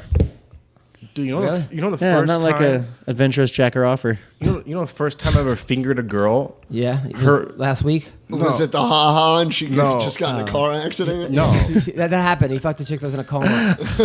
All right, go on. We were talking about that last time. the first time I ever fingered a girl, her mom was in the same room with us. Oh, while that's I did it. What, badass. really? Yeah, That's but her pretty mom badass. It's a long Did you try to story. finger her mom after you were done? I was Yeah, thinking about it, whoa. dude. Her mom Was your was a mom? freak. Was her mom on the other side of you? Is that? I mean, I was like,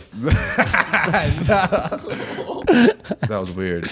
Oh, that's Is this what you want to look forward to? this is terrible. All right, and you, but probably the worst place I jerked off was probably at boarding school. Sometimes, like, you know, you'd wait till your roommate was asleep. I'd be like, hey, you up?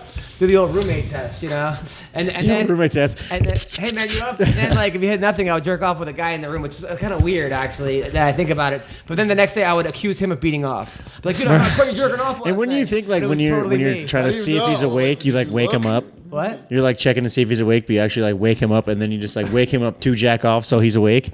Maybe I was like, hey man, you up? And then one time I remember a college mate was like, stop it, Adam. I'm like, shut up, Dick. Dude, I had a roommate in college. I had a roommate in college that was banging a girl on the bottom bunk, and I was trying to sleep above him, and it was fucking weird. Really? Yeah. Was it your girlfriend? No, but it was fucked up because Just I really sees the wanted to mattress bang getting that pressed girl. towards him. I was like interested in her, and she was only interested in like fucking sloppy ass Ghostbusters drunk episode. dudes, and I didn't really drink at the time. Oh, man. So she was fucking him. I'm on the top bunk, just like trying to fall asleep. Finally, I just got pissed and fucking left. Ah. It was bullshit. Were you like, this is bullshit? Did you graph him while they were fucking? No, I went out. And I probably would have I went just out got and my smoked phone like and a started fucking recording. fat ass blunt, and then was praying to God he was done by the time I got back up. You ever been to a jerk off party with your friends? No. Have you? What the fuck kind of? Did you jerk them off, or were you jerking off? Yeah, with a bunch how of does this? people at the What kind of same party time? is I this? can't believe you have friends. I can't believe. Yeah. That's the least believable part.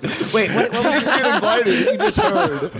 wait, Craigslist. what is this jerk off party you went to? No, this is like back when we're all going through puberty. No one's even came yet. going through puberty. This is like when we first discovered porn. Nobody's came yet. Meaning, Like ejaculated. No one's like been able to fully ejaculate. yet. And why do you know this about everybody there? Well, because we discussed it. Like, Get it together. It'd be like, They yo, were dude, talking about it. I'm almost there. Oh, I'm like 10 seconds behind you. Yeah. You know, back in the Playing day, Mario Kart. you know, back in the day, they used to cut their hand and then shake hands, and that would be like they're packed. Well, now they jack each other off, and that's their pact. Wait, so how what Was it a circle jerk? No, so well, sort of, but basically, you have that one friend who has like his rich parents and he has Cinemax. Yes. So we go over to his house and And at nighttime, when all of his parents are asleep, we turn on Cinemax in his room. We all just jerk off together watching some softcore porno. No, it's no big deal. Well, it's kind of a big deal. it is kind of a big deal. So it was like you and how many friends? Like 4 other dudes. Were these your imaginary friends or your real friends? No, that's like 4 other dudes. It was 4. You and 4 dudes would just. You guys have a race or? I mean, if you had to come, Who always won? Who was the winner? I mean, I never came. I was sitting there jerking off like this is kind of weird to be honest. Well, yeah, because your mouth was on top of their dicks. It's like fucking Toy Story. That's not how it works. To life. Where did the little boy touch you? Wait, how old were you when this happened? This is like freshman year. No, because we're going through puberty. This is maybe like 8th grade. Maybe I was like 12. You're like 13. 13. Yeah, like 13. You guys all jerked off the Cinemax together. Yeah. Oh, nice. I mean, we're in our sleeping bags, and it's not like our dicks are out, but we're in our sleeping bags. And yeah. Now, is it awkward afterwards that everyone has cum everywhere? no, because we couldn't come. Oh. We were just jerking off, but we never came. Oh man. It sucked, dude. Everyone's like, "Did you get it? Did you get it? Nah, did you? Nah. What's this weird substance Right. that's coming out? Why is it sticky? Mine's spinning." Was it like that flag that just says bang or something? Dead. Man, Or he that's, chafed his dick so bad that it just starts burning. that sounds horrible. I mean, I actually thought that was normal for kids to do. Like, No, not really. That's not real. No, that's not normal at all. Most kids play sports. Yeah. Or don't jack off with Did each you other. also? That's all right, man. I mean, I was more trying to get girls involved, but you guys were just like, fuck it, Cinemax. That's cool. Joe seems like the type You that still would. He's instantly regretting telling this story now. Joe seems like the type that would get in like a fucking heated pool and like rub his dick against the fucking heater. Like Dude, you know the guys suck their dick honestly, in the last jacuzzi. night my wife was sleeping. Does that feel good? Last night my wife was know. sleeping and I wanted to like hook up with her. I just started like hitting her with my dick. Like she's like, "What are you? What is that?" She's like, "Really, Adam? How old are you?" And then I started like on her butt. And How then, old are you? Then I went up her back and then like went to the back of her ear and then finally we just like hooked up. What are you like standing with your hand on the fucking wall? And it's like, no, we were like lying. We were lying next to each other. you awake? We were lying next to each other. You up? We were lying. No, she was up, but I was lying next to her. And I just started hitting her, and I was getting harder as I was hitting her. You know, so by the time I got to her head, she's like, "No one's ever done this to me before." I was like, "Fine, I'm gonna get some Z-Cool and go to bed." And she's like, "Come here," and then we did it. And then Joe and his friends came over and took off. Well, listen, this has been our podcast. Hopefully, you've learned a lot. I hope you're proud of it. Yeah, no. So thank you You guys. can sleep well at night Thank still. you guys for listening to our podcast, and have a great day. Trap sonson trap donson Түүний сонсдог хөгжим дур булаа Даадаж дуулан дур булаа мууруулаа